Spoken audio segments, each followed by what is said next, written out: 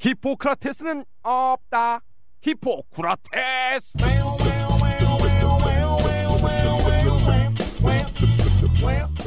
보건의료 분야 이슈를 구라로 풀어보는 방송 히포크라테스입니다. 청취자 여러분 안녕하세요. 청년의사신문 송수연 기자입니다. 오늘 히포크라테스는 사람답게 죽을 권리, 연명의료 결정에 대해 얘기를 나눠보는 시간을 마련했는데요. 이번 방송은 특집으로 편성된 만큼 기존과는 진행자는 물론 출연진도 조금은 다릅니다. 그럼 히포크라테스 25회 방송 지금 시작합니다. 사람답게 죽을 권리, 누구를 위한 연명의료인가. 사회를 맡은 양광호 편집국장입니다. 얼마 전 국가생명윤리위원회 산하 무의미한 연명치료 중단 제도화 논의를 위한 특별위원회가 환자의 자기결정권 강화를 한 연명의료 결정에 관한 권고안을 발표했습니다. 이번 권고안 초안에는 가족 전부가 동의한다는 전제 아래 의사 2인 이상의 확인을 거쳐 대리결정을 인정하고 가족이 없는 무용고자인 경우에는 병원의 윤리위원회에서 결정하도록 하는 내용이 담겼습니다. 이를 두고 논란이 좀 일고 있는데요. 하지만 언제까지 논쟁만 하고 있을 수는 없습니다. 환자 스스로 자신의 죽음에 대해 결정할 권리를 갖도록 해야 한다는 데는 이견이 없는 것 같습니다. 오늘은 이를 제도화하기 위한 방안에 대해 논의를 해보고자 합니다. 먼저 함께 하신 분들을 소개하겠습니다. 서울의대 허대석 교수님. 네, 안녕하세요. 예, 안녕하세요. 서울대병원 혈액종양내과 허대석 교수님은 연명의료 결정에 관한 권고안을 마련하기 위해 국가생명윤리위원회 특위위원으로 활동하고 계시기도 합니다. 그리고 당국의대 박형욱 교수님. 예, 안녕하세요. 안녕하세요. 예, 권고안이 마련되는데 결정적인 역할을 했던 2009년도 김할머니 사건을 맡기도 하셨고 이분 또 역시 특위위원이십니다. 이화여대 배현아 교수님 나오셨습니다. 네, 예, 안녕하세요. 예, 이대 법학전문대학원 교수로 응급의학과 전문이시기도 합니다. 마지막으로 히포크라테스 멤버인 간사랑동의 윤구현 대표님. 안녕하세요. 안녕하세요. 예, 오래간만에 뵙는 것 같습니다. 네. 예, 환자들의 입장에서 연명의료 제도화에 대한 다양한 의견 말씀해 주실 겁니다. 본격적인 논의를 시작하도록 하겠습니다.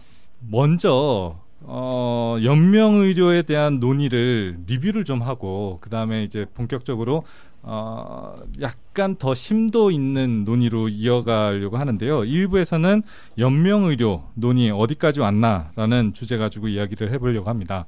일단 먼저 용어를 좀 정리를 해야 될 것 같아요. 연명의료에 대한 논의가 길어지다 보니까 연명치료, 원래는 이게 무의미한 연명치료라는 말을 썼었거든요. 무의미한 연명치료 대신에 지금 연명의료라는 얘기를 쓰고 있는데 그만큼 용어들이 좀 혼재해 쓰이고 있는 것 같습니다. 이 부분은 좀 네, 박형욱 교수님. 예, 요 최근에 네. 이제 특별위원회에서 논의된 얘기는 허대석 교수님이 좀 말씀을 해주시면 좋을 것 같다는 생각이 들고요. 네. 그 이전에 김할머니 사건까지 나왔던 얘기를 좀 정리할 필요가 있을 것 같습니다. 네네.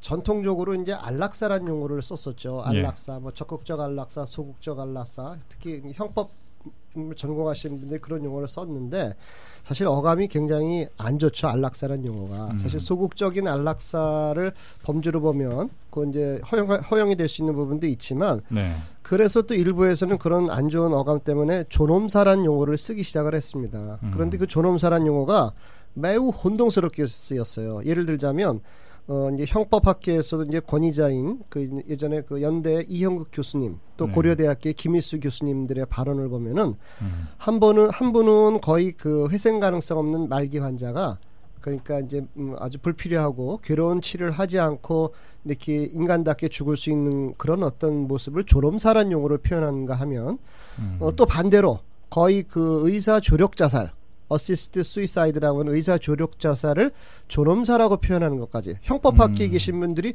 존엄사란 용어를 두고서 전혀 다른 정의를 쓰고 있었습니다.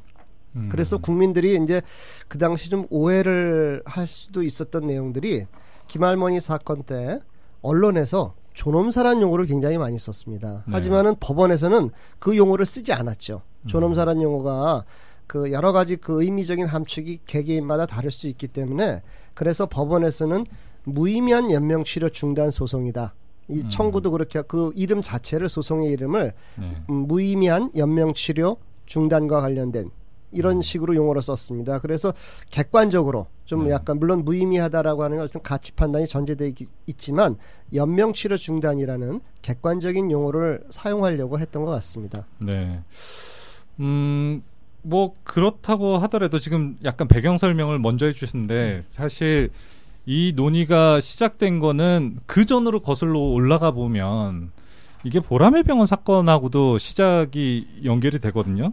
1997년에 있던 보라매 병원 사건, 인공호흡기에 의해 생명을 유지하던 환자를 이제 가족의 요청에 있어, 제가 기억하기로는 이제 부인의 요청에 의해서 호흡기를 떼고 이제 퇴원시킨 경우가 있는데 나중에 이제 형제가 그 사건에 대해서 다시 이제 클레임을 걸었던, 그 문제 제기를 했던, 그래가지고 실제로 형사소송에 휘말렸던 그런 사건이 굉장히 크게 작용을 했던 걸로 기억하는데 이 사건하고도 좀 어떤 연관이 있는지 좀 박형욱 선생님이나 아니면 허대석 교수님께서 설명을 좀 해주시죠. 제가 본 데는 보라매 병원 사건이 이제 소위 말해서 임종이라는 상황을 사회적으로 이제 이게 사회적인 이슈가 된 첫 번째 사건. 그 전까지는 뭐 그와 유사한 상황들이 병원에 많이 있었죠. 네. 근데 그게 실제로 뭐 사회적인 이슈가 되거나 뭐 법적인 문제가 된 적이 거의 없었는데 네. 이제 우리도 이제 임종에 관한 어떤 문화,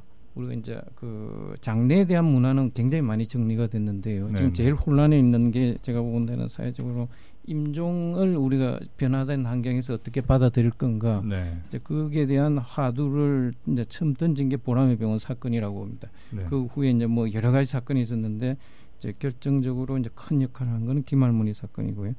그게서 이제 용어 이제 저희가 그러니까 97년이니까 지금 한 5, 6년째 이 논의를 하고 있는데 굉장히 그 합의가 어렵습니다. 어떤 제도를. 근데 그 근저에는 이게 굉장히 다양한 의학적 상황이 있는데 네. 그거에 대한 정확한 용어 정의가 안 돼 있는 점이 그런 합의를 도출 못하는 원인 중에 하나라는 게 대부분 생각이 일치를 해서 이번에 위원회에서도 용어를 조금 정리를 했었습니다. 그래서 이제 그냥 무의미한 연명 치료의 중단 이렇게 많이들 알고 계신데 첫째 무의미한이라는 부터가 이게 가치 중립적인 단어가 아니다 말이죠. 그럼 누가 그 의미가 있다 없다를 정할 건가? 이걸 이미 누군가의 편견이 들어갈 가능성이 있기 때문에 이거는 사용하지 않는 게 좋겠다 해서 이제 빼기로 했고요. 그다음에 연명 치료라고 대부분 지금 표현하고 있는데 이제 우리 영어에서는 트리트먼트라는 표현이 치료도 되고 의료도 되고 뭐 시술이라는 게 포괄적으로 되어 있는데 이제 우리 말에서 치료라는 거는 어떻게 보면 항상 해야 되는 긍정적인 의료 행위로 대부분 이해되고 있어서 그럼 치료를 안 한다는 거는 이거는 비윤리적인 걸로 잘못 받아들여지고 있거든요. 그래서 치료라는 말도 어떻게 보면 가치 중립적이지 못해서 왜냐하면 의료 행위 중에서 할지라도 환자한테 도움을 줄 수도 있고 때로는 오히려 아니하면 못하고 손해를 끼칠 때도 있거든요. 그렇죠. 이게 그런 측면에서 의료라는 표현으로 정립하는 게 더 적절하겠다. 그다음에 중단이라는 표현을 쓰는데요. 중단이란 의미는 일단 이를테면 김할머니 사건을 비교하면 인공호흡기를 적용해두고 그걸 제거하거나 중단한다는 의미거든요. 그런데 현장에서는 그런 경우보다는 더 많은 상황이 그러니까 할 건가 말 건가를 이제 정해야 되는 호흡 정지가 왔는데 인공호흡기를 적용할 건가 말 건가 이런 결정이 더 중요한 부분이 많지.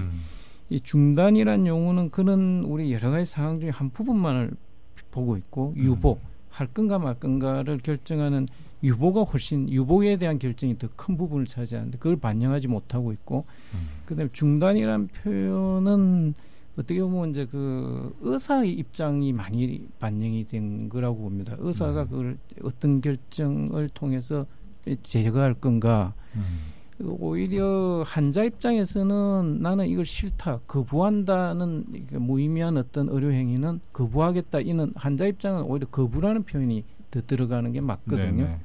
자기 결정권 차원에서 보면 그는 일련의 논의라는 거는 연명 의료에 대한 의사결정 과정이죠.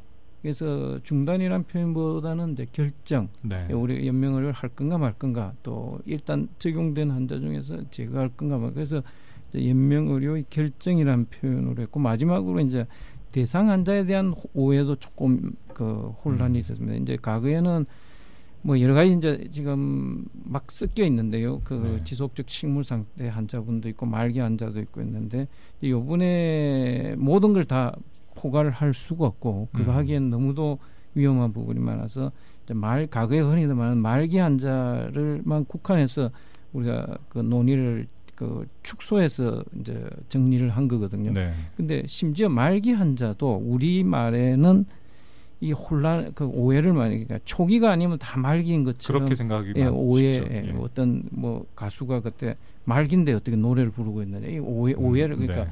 그건 진행기 환자였었는데, 네. 예. 그래서 말기라는 표현보다는 임종에 임박한, 그러니까 임종기 요번에는 지극히 제한된 의미의 이제 그 환자군에 대해서만 우리가 논의를 해서 여기서 어떤 합의점을 찾고, 네. 그 다음에 우리가 이제 사회적으로 이걸 좀 수용하는 상황을 봐서 논의를 확대하자는 게 요번에 뭐 대부분 정리된 부분입니다. 네. 그 조금 전에 이제 보라매 병원 사건을 좀 얘기해 주셨는데, 이 보라매 병원 사건하고 사실 2009년도 김할머니 사건하고는 좀 차이가 있는 것 같아요. 제가 보기에는. 그럼요. 그거는 첫째. 보라매 사건은 아마 그러니까 지금 임종기와 관련된 사건이긴 하지만 정확하게는 의학적 권고에 반한 퇴원에 관한 사건이고요. 그러니까 의학적 상태를 충분히 고려하지 않은 상태로 퇴원 결정이 이루어졌고, 거기에 대해서 이제 특히 아까 말씀하신 아내 의사, 그리고 또 하나는 그게 경제적인 이유가 많이 개입했었다는 문제가 있었고, 그것이 이제 의료계에서 받아들여지면서 좀 더 왜곡된 상황을 만들어내서 좀 더 집착적인 의료를 하게끔 방어 진료 내지는 그렇게 왜곡돼서 받아들여진 측면이 있다라는 차이가 있습니다. 네. 제가 약간 덧붙이자면 사실은 그 보라매 병원 사건이 엄청나게 의료계에 이제 많은 충격을 줬잖아요. 왜냐하면 저도 인턴 때 환자를 퇴원하면 환자 모시고 가서 이제 엠브 베깅을 하고 가면서 집에서 인투베이션을 빼고 이렇게 이제 기도 삽관을 제거한 후에 오던 게 어떻게 보면 그동안의 관리였는데 어느 날 이제 그 환자 가족이 요청을 해서 퇴원시킨 사건에 대해서 이제 살인죄다 의사에게 그러면서 좀 엄청난 충격을 줬던 것 같습니다. 그런데 이 사건이 일어난 이후에 사실은 법원에서도 오해를 하지 말라라는 공보 판사가 그 얘기까지 한 게 있습니다. 뭐냐면 이 환자의 경우에는 회생 가능성이 있는 경우를 얘기한 거지 회생 가능성이 없는 경우까지 확대해서는 안 된다라는 이제 얘기를 한 적이 있어요. 하지만 이제 임상 현장, 그러니까 임상 현장은 또 전혀 다르거든요. 뭐냐면 그 말은 맞는 것 같은데 그렇다면 회생 가능성이 없다 이런 걸 어떻게 판단할 거며, 왜냐하면 이제 생명이라고 하는 것이 일도양단적으로 나뉠 수 있는 문제가 아니기 때문에 그 기준이 뭐냐, 어떠한 절차를 따라야 되냐 이걸 모르겠던 겁니다. 의료 현장에서는. 그러니까 그 사건의 구체적인 타당성을 따져보면 법원의 판결이 합리성이 있을지라도 그 결과를 보면 임상 현장은 혼란으로 빠진 겁니다. 어떤 의미에서 보면. 그러니까 그 객관적인 절차나 기준을 갖다가 의사들은 알 수가 없는 거죠. 그래서 이제 당시에 대한의사협회에서는 그 문제의 심각성을 이해하고서 연명치료 중단 지침이 필요하다라는 논의를 가져가려고 했는데 그게 아마 2000년도 초반경이었던 것 같아요. 대법원 판결 나올 때쯤인가? 그때 논의를 갔는데 사회적으로는 아주 냉담한 반응을 받았죠. 어떻게 보면 엄청난 지탄을 받았습니다. 당시에. 요지는 뭐냐 하면 의사가 사람을 살릴 생각을 안 하고 치료 중단을 하려고 한다. 이런 비난을 받았던 겁니다. 그래서 의협에서는 당시 그냥 서둘러 봉합하는 형태로 지나갔는데 그 이후로 의료 현장에서 많은 문제가 발생을 하니까 국민들의 생각이 조금 바뀐 것 같습니다. 그 뒤로. 그래서 김할머니 사건이 법원에서도 전향적으로 판단한 부분도 있지만 보라매 병원 사건 이후에 이제 임상 현장에서 일어났던 갈등들이 사회적으로 이제 좀 그 파악이 되면서 대법원에서 어떤 형태로든 이것이 좀 정리가 될 필요가 있다라고 하는 사회적인 분위기를 반영해서 김할머니 사건을 통해서 법원이 일정한 어떤 가이드라인을 제시하려고 했던 게 아닌가 그런 생각을 합니다. 제 생각에도 뭐 이제 박형욱 선생님의 많이 동의를 하는데 또 한편으로 생각해 보면 이 두 사건 다 그렇게 우리가 대표적인 사례로 보기에는 굉장히 좀 거리가 있는 사례들이 아닌가라는 생각이 좀 들었어요. 그 허대숙 교수님 아까 하시려는 얘기가 그 얘기였던 것 같은데 오늘 아마 제가 처음에 말씀 많이 드려서 그런데 전체적인 윤곽을 보면 이제 보람의 병원 사건도 그렇고 김할머니 사건도 하나의 그 의료 현장에서 보면 극단적인 하나의 사건이지. 이제 그게 대부분의 상황은 이런 상황이 아니고요. 그렇죠. 이제 1년에 우리나라에서 어떤 이유에도 한 25만 명이 사망을 하는데 그 중에 한 7만 명은 이제 급성 질환, 뭐 사고, 자살 이런 상황에서 사망하고 뭐 그런 데서는 사실 이런 연명 의료라는 게 이게 쟁점이 거의 없고요. 끝까지 뭐 우리가 최선을 다 해야죠. 근데 이제 나머지 18만 명에 해당하는 문제거든요. 18만 명이 이제 만성 질환을 앓다가 이제 그 임종에 접어드는데 그 임종 과정에서 우리가 어떻게까지 의료 행위를 해야 되는가가 과거에는 그게 뭐 의사들이 거기 따로 법이 필요 없는 장입니다. 그거는 임종이라는 거는 그냥 경험 있는 의사면 그 환자를 임종 과정을 지키고 환자가 고통스럽지 않게 하면 되는데 그게 이제 의학이 발전하면서 이제 과거에는 생각 못했던 많은 의료 행위가 현장에 들어와서 이걸 어디까지 하는 게 이제 우리가 적절한가 또 법적으로 우리가 보호받을 수 있는가가 이제 여러 가지 사건으로 이제 쟁점화된 거죠. 그런데 현 시점에서 그럼 과연 어떻는가 이제 여러 가지 자료를 보면 18만 명 중에서 15만 명은 의사하고 가족 사이에 어떤 절차에 의해서 환자 입장에서 이건 뭐 심폐소생술이나 인공호흡기를 달지 않는 게 적절하다고 생각해서 하지 않고 돌아가시고 계세요. 근데 3만 명, 적어도 3만 명이 우리가 여러 가지 통계를 조사해 보면 어떤 이유에서인지 그 만성 질환을 앓다가 임종하는 과정에서 인공호흡기를 달거나 심폐소생술을 하고 있습니다. 그건 이제 저희가 심평원 청구 자료를 가지고 확인한 게 최소한 3만 명. 그럼 그분들을 한 해예요? 한 해. 한 해 3만 명이 이제 그게 저희가 봐서는 무의미한 어떤 의료 행위가 일어나는데 역학이 어떻는가? 그건 환자가 원해서 그렇게 하고 있는가? 그건 거의 아니고 그 임종 과정에서 첫째 의사하고 환자 사이의 대화가 거의 안 되고 있고 의사는 가족한테 이야기하면 가족이 환자하고 대화해서 어떤 연명에 대한 의사결정을 하기를 바라는데 가족 사이에도 거의 대부분 대화가 안 되고 있고 또 가족 내에서는 어느 누구도 책임지고 그 문제를 의료진하고 이야기를 통해서 하지 말아달라는 걸 결정하지 못할 때 그냥 의료인들은 방어적인 진료로서 뭐 말기 암 환자인데 돌아가시는데도 심폐소생술하고 인공호흡기 달고 막 그러거든요. 그 부분이 최소한 3만 명 이상이 이제 그런 상황이라서 이제 그 부분에 대해서 사실 이거는 사실은 법이 필요 없는 장인데 이게 뭔가 그런 상황에서는 어떻게 우리가 의사결정하는 게 그 적절한지를 명문화하지 않고는 이게 흐름을 바꿀 수가 없는 상황에 처해 있습니다. 그래서 이제 그 부분을 요번에 좀 정리가 됐으면 하는 겁니다. 그 김할머니 사건 같은 경우에는 제가 기억하기로는 그 인공호흡기를 떼면은 사실 바로 돌아가실 줄 알았는데 거의 200일 가까이 제가 생존했던 걸로 기억을 합니다. 그러면서 약간 혼란스러웠던 것 중에 하나는 아니 거 봐라.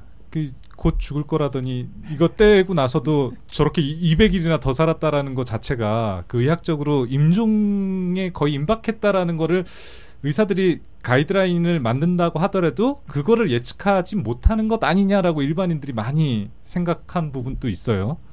그 부분에 대해서는 뭐 아마 연세대학에서는 어떻게 뭐 제가 그때 뭐 어떤 그 당시에 이제 자문을 해달라고 그 의무 기록을 뭐 이만큼 두꺼운 거를 제가 한번 쭉 본 적이 있습니다. 할머니 거를. 근데 저는 직접 환자는 가서 뵙지는 못했고요. 제가 봐서는 그게는 임종기라고 판단하기는 어렵고 지속적 식물 상태였죠. 그게 더 정확한 표현이고. 그다음에 그러니까 이제 그러더라도 제거한 다음에 어떻게 200일을 살 수 있는가? 이제 그 점이 이제 어떻게 보면 의학의 불확실성이라는 문제에서 어느 누구도 자유로울 수는 없다고 봅니다. 그건 이제 그때도 많은 분들이 자문을 해서 그 제거하면 대부분 돌아가실 거라는 전제하에서 뭐 결정이 내린 걸 저도 이해가 하고 있는데, 근데 불확실한 부분이 일부 있는 거는 뭐 그건 피할 수는 없는데, 근데 그게 전체적인 윤곽에서 그 뭡니까 큰 흐름에서 가역성 부분까지 그거가 크게 뒤집지는 못하고 이제 기간의 차이가 있다든지 이런 부분은 뭐 우리가 피할 수 없는 부분이라고 봅니다. 약간 그 이제 사실관계를 정확히 할 필요가 있는데, 왜냐하면 이게 또 어떤 그 당사자의 명예와 또 관련될 수 있는 부분도 있어서요. 그러니까 그 이제 세브란스 병원의 이제 주치의 판단하고 또 이제 감정 의사 선생님들의 판단이 있었죠. 근데 법원에서는 사실은 세브란스 병원의 주치의 판단보다는 감정 의사의 손을 들어준 겁니다. 당시에. 무슨 얘기냐 하면 양측이 이제 그 세브란스 병원의 주치의나 감정 의사가 일치한 게 있었어요. 일치한 건 뭐냐면 이분은 인공호흡기를 제거하면 돌아가실 것이다. 이거에 대해서는 두 쪽 다 동의를 한 겁니다. 당시 상황을 봤을 때. 왜 그랬냐면은 이분이 단순한 지속적 식물 상태보다는 뇌사에 가까운 상당히 그 심각한 형태의 상태라고 하는 것은 양측이 다 인정을 했거든요. 다른 점은 뭐냐 하면 감정을 하신 분들은 인공호흡기를 유지한 상태라도 오래가지 못할 것이다 라고 판단을 내린 거고, 세브란스 병원의 주치의는 인공호흡기를 유지하면 상당 기간 지속을 할 수 있을 것이다. 여기서 두 견해가 갈린 겁니다. 묘하게 조금 다른. 그래서 세브란스 병원에서는 이거는 그 어떻게 보면 아까 우리 좋게 표현 임종기 또 회복 불가능한 사망의 단계에 진입했다고 보기는 어렵다라고 판단하는 거죠. 인공호흡기를 제거하면 유지는 안 되지만 일단 유지하면 그래도 상당 기간 갈 수 있다라고 판단을 했는데, 법원은 그 주치의 판단보다는 감정의사의 편을 그 감정을 이제 받아들여서 인공호흡기 제거를 명하게 된 겁니다. 한 가지 더 말씀을 드리자면, 아까 그 불확실성에 대한 어떤 판단인데, 이 중요한 거는 이 의사가 환자를 상대로 실험을 할 수 있는 건 아니거든요. 무슨 국민들이 그거를 잘 이해 못할 수가 있는데, 인공호흡기를 이렇게 달고 있으면 이제 그걸 갖다가 서서히 이제 끊어 나가죠. 인공호흡기를 제거할 때 한 번에 확 제거하는 게 아니라 약간씩 위닝을 한다 그러잖아요. 위닝을 한다 그래서 서서히 줄여 나가서 환자가 인공호흡기가 없이도 유지될 수 있는 상태를 이끌어내는데, 그런데 이제 그 당시 할머니 상태를 보면 이렇게 인공호흡기를 제거하면 산소 포화도가 급격히 떨어져 나간 겁니다. 그래서 급격히 떨어지니까 이제 그 떨어지면 삐삐삐삐 기계 소리가 나고 그러잖아요. 그런 상황에서 의사가 어떻게 해야 되죠? 연결할 수밖에 없는 거거든요. 그걸 띄우고서 나서 끝까지 보자 이럴 수는 없는 겁니다. 그러니까 그 당시 할머니의 상태는 인공호흡기를 제거하면 유지가 안 될 것 같은 상황이 든 거예요. 그 당시에는 했고, 그런데 어떤 의미에서는 참 인간에게 또 의료직에 겸손을 가르쳐준 게 제거하고 나서도 상당히 오래 갔다라고 하는 이제 그런 것은 어떻게 보면 참 어떤 지식의 한계를 알려주는 그런 부분이 또 되기도 합니다. 그러면 이 김할머니 사건 이후에 어떤 논의를 거쳐가지고 지금 현재 이 연명 의료 중단에 대한 이렇게 제도화를 이루겠다라는 이야기로 발전해 왔는지에 대한 설명이 조금 필요할 것 같은데요. 그때서부터 사실 이제 용어의 혼란이 좀 있긴 있었지만 존엄사를 이제 합법화해야 된다, 내지는 이제 공론화해가지고 우리 사회적 합의를 한번 이뤄보자라는 노력이 있었어요. 시간이 꽤 지난 것 같습니다. 2009년도에 있었던 일이니까요. 허대석 교수님께서 이 부분을 좀 설명해 주시죠. 뭐 2009년도 이전에도 이제 보라매 병원 사건이 있었고요. 그다음에 이제 다시 돌이켜 보면 해마다 이제 뭐 유사한 사건들이 이제 언론에 보도된 것만 해도 뭐 거의 매년 있습니다. 근데 이제 그 결정적인 거는 이제 2009년도에 이제 대부분 판결이 있으면서 이제 아마 나중에 박사님 말씀해 주시겠지만 그 대부분에서도 이걸 뭔가 제도화를 권고를 했죠. 근데 왜냐하면 그걸 매번 판결로 할 일은 아니고 대부분의 나라가 이거는 이제 국가에서 법으로 연명의료를 어떻게 하라고 이제 그 법으로 정해져 있거든요. 그래서 이제 그 상황에서 이제 제일 먼저 그때 했던 게 이제 한국보건의료연구원에서 그때 이제 한번 합의안을 도출한 적이 있었습니다. 그 여러 분야의 그게 이제 첫 번째 있었고, 그 잇따라서 이제 의사협회, 그다음에 변협하고 그다음에 공동으로 그때 작업을 해서 또 가이드라인을 만든 적이 있었고, 이제 그 다음에 2010년이죠. 보건복지부에서 또 한번 그 어떤 안을 만들려고 TF를 구성해서 거기에서 1차 합의안이 나온 게 있었고, 또 국회에서는 여러 국회의원님들이 여러 가지 시각에서 법안을 제출을 했었어요. 네. 했는데 어느 법도 통과되지는 않았습니다. 그리고 다 지나가 버렸고, 이제 그런 와중에 이제 작년에 이제 그 아까 국가생명윤리위원회에서 이 문제를 정리하는 게 좋겠다 해서 요번에 그 안이 마련된 겁니다. 한 가지 그또 의사협회하고 대한의학회에서 연명치료 중단에 관한 지침, 제가 명칭은 정확히 기억이 안 나는데, 그런 또 김할머니 사건 이후에 의학회하고 의사협회가 중심이 돼서 지침을 또 만든 적이 있었죠. 개별 의료기관들도 지침을 만들지 않는다. 서울대병원 또 대형 병원들은 뭐 나름으로 또 그 원칙을 만들어서 발표를 했었죠. 세브란스 병원도 있었던 거 같고요. 그 지침들이 법적인 어떤 보호가 의료인을 보호할 수 있는 실질적인 역할을 할 수 있었나요? 그게 없어서 지금 뭔가 다 제대로 새로 만들려고 그러는 거죠.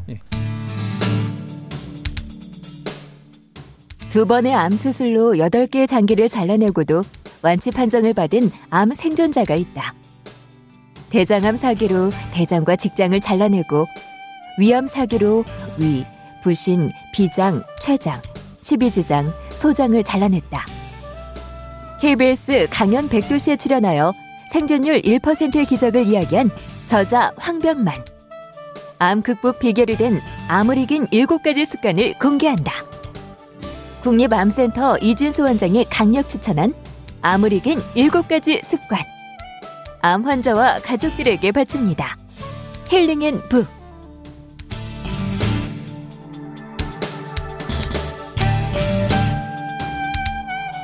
2부로 순서를 좀 넘어가겠습니다. 연명의료 결정 제도화를 위해 필요한 것이 무엇이냐라는 주제 가지고 좀 얘기를 더 해봐야 될 것 같은데요.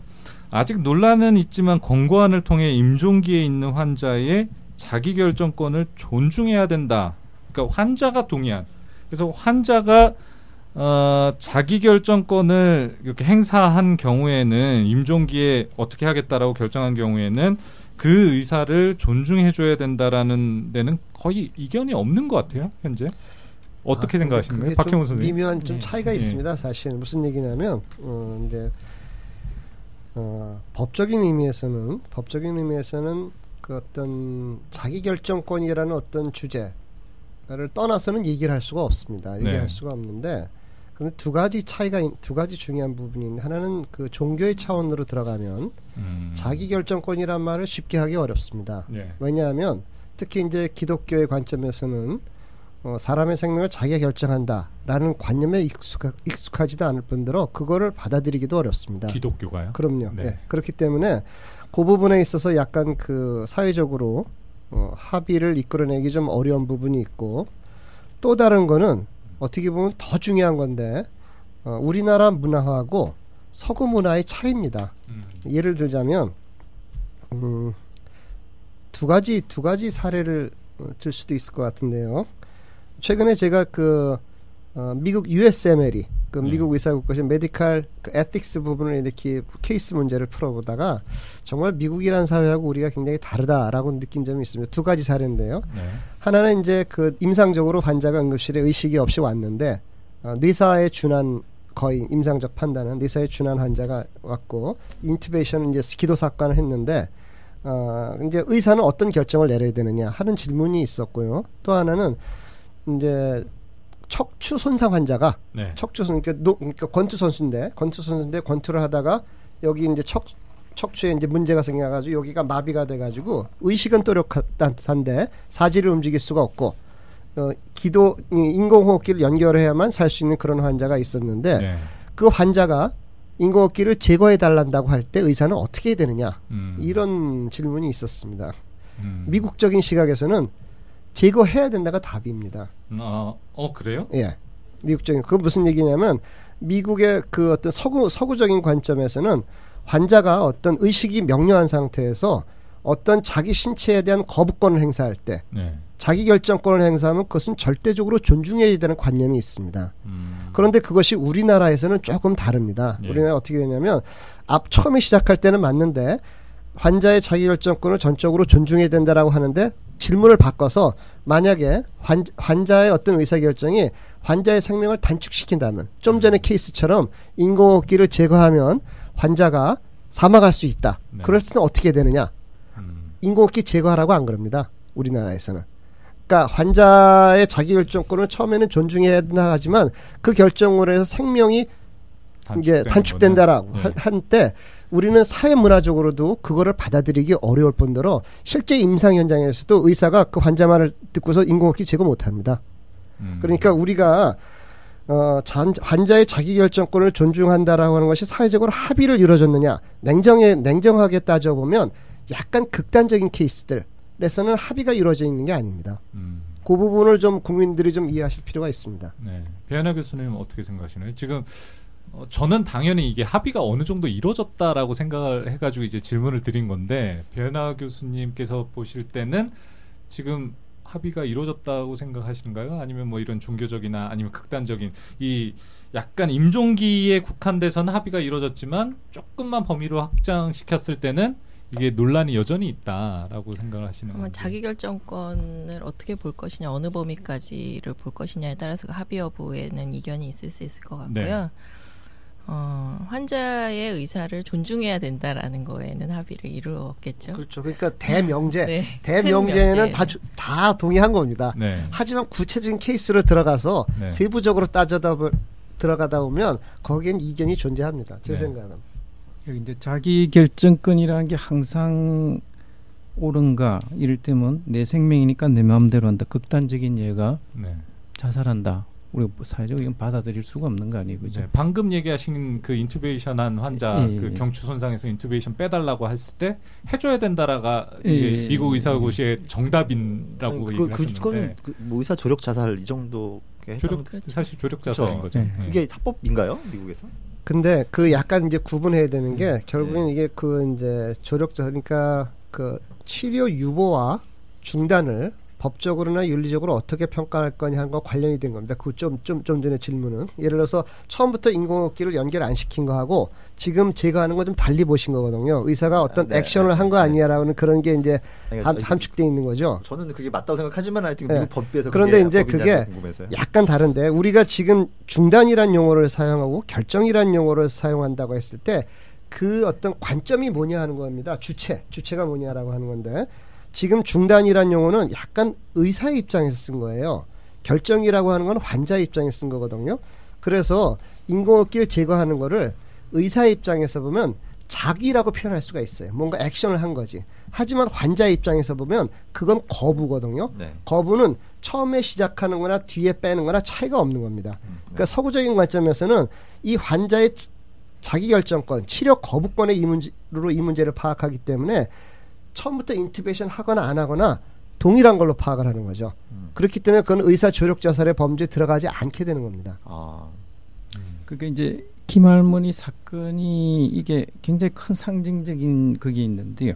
제가 본 데는 의료행위라는 거는 전통적으로 의사가 의학적 판단을 하죠. 기술적 판단을 하고 그게 환자나 가족들이 동의를 하는 절차에 의해서 이루어진 거죠.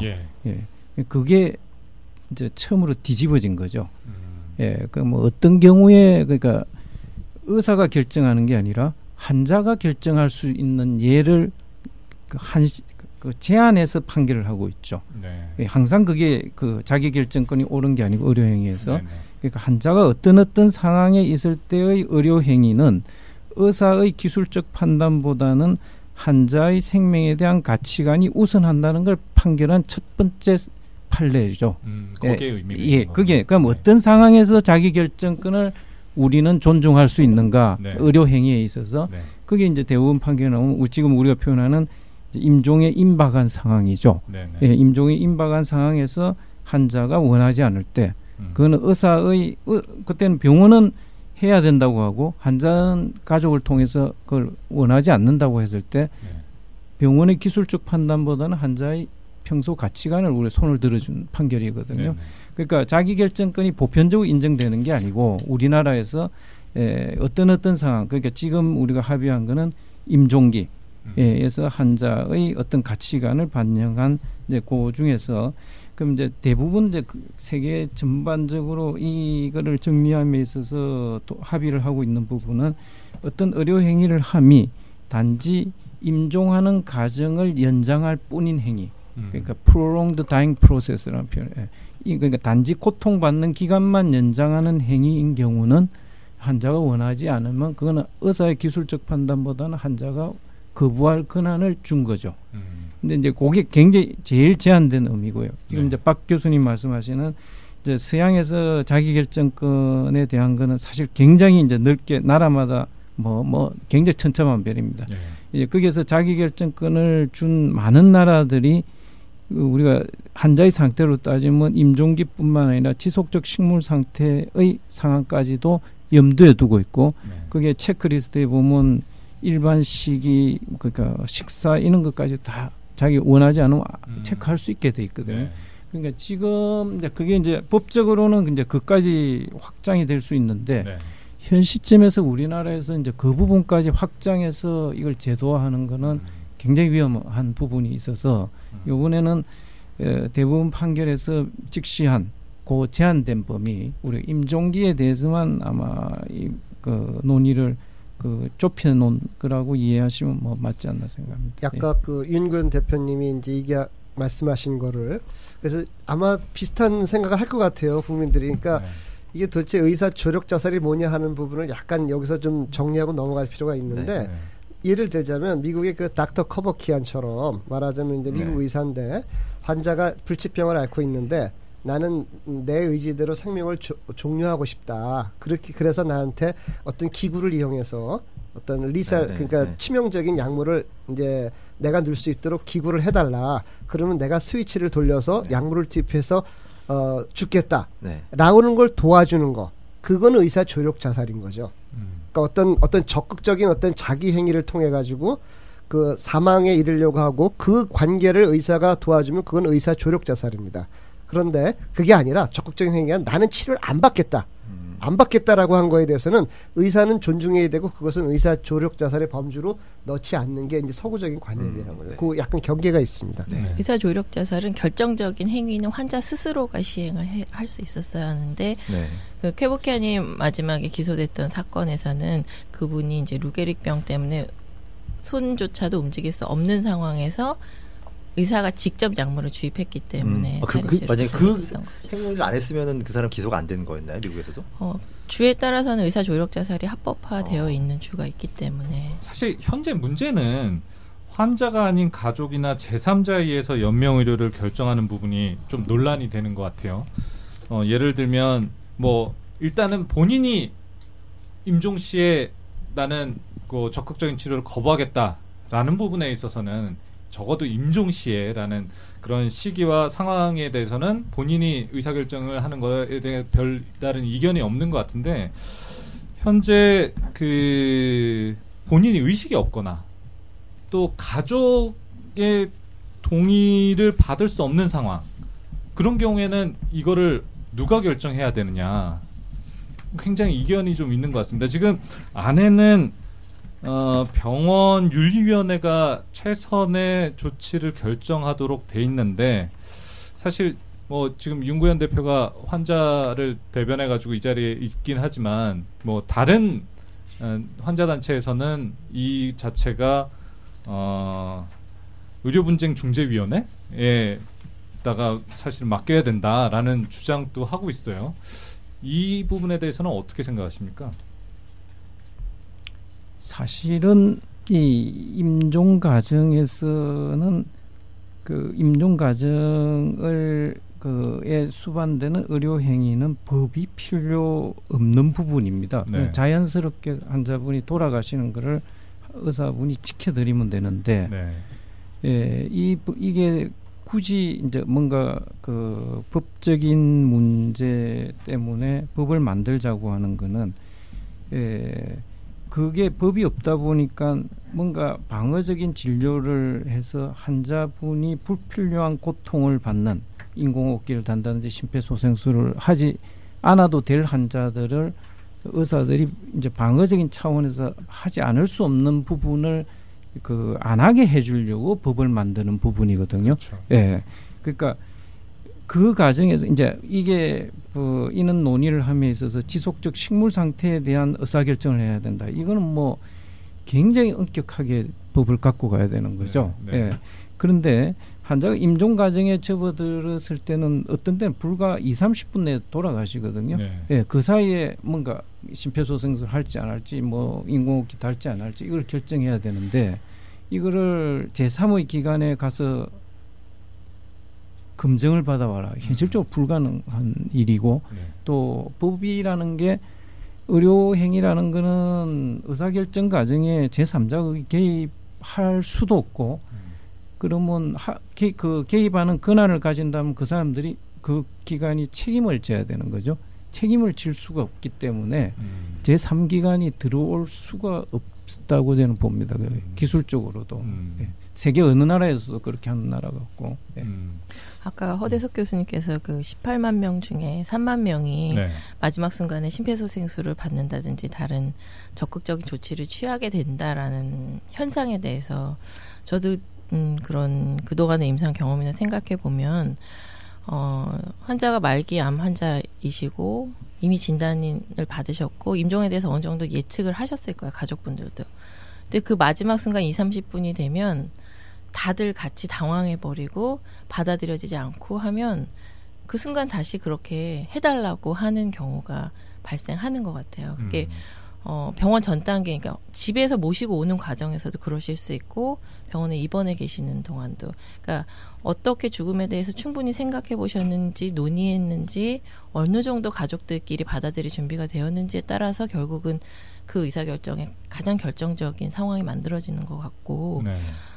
의사는 아까 말씀해 주신 것처럼 그 의사를 그러니까 그 의견을 존중해주고 지켜주고 도와줄 수는 있는데 결정적인 것도 사실 의학적 판단에 대해서 가족에게 전달하고 그 대화, 소위 말하는 대화의 장을 열어준다든지 자리를 마련하고 인포메이션을 주는 정도의 역할을 하지 않을까요? 그게 얼마나 정확하게 전달되는지에 따라서 충분히 안 받아들여졌을 경우에는 그 마지막 순간에 그런 반응이 보이게 되는 것 같아요.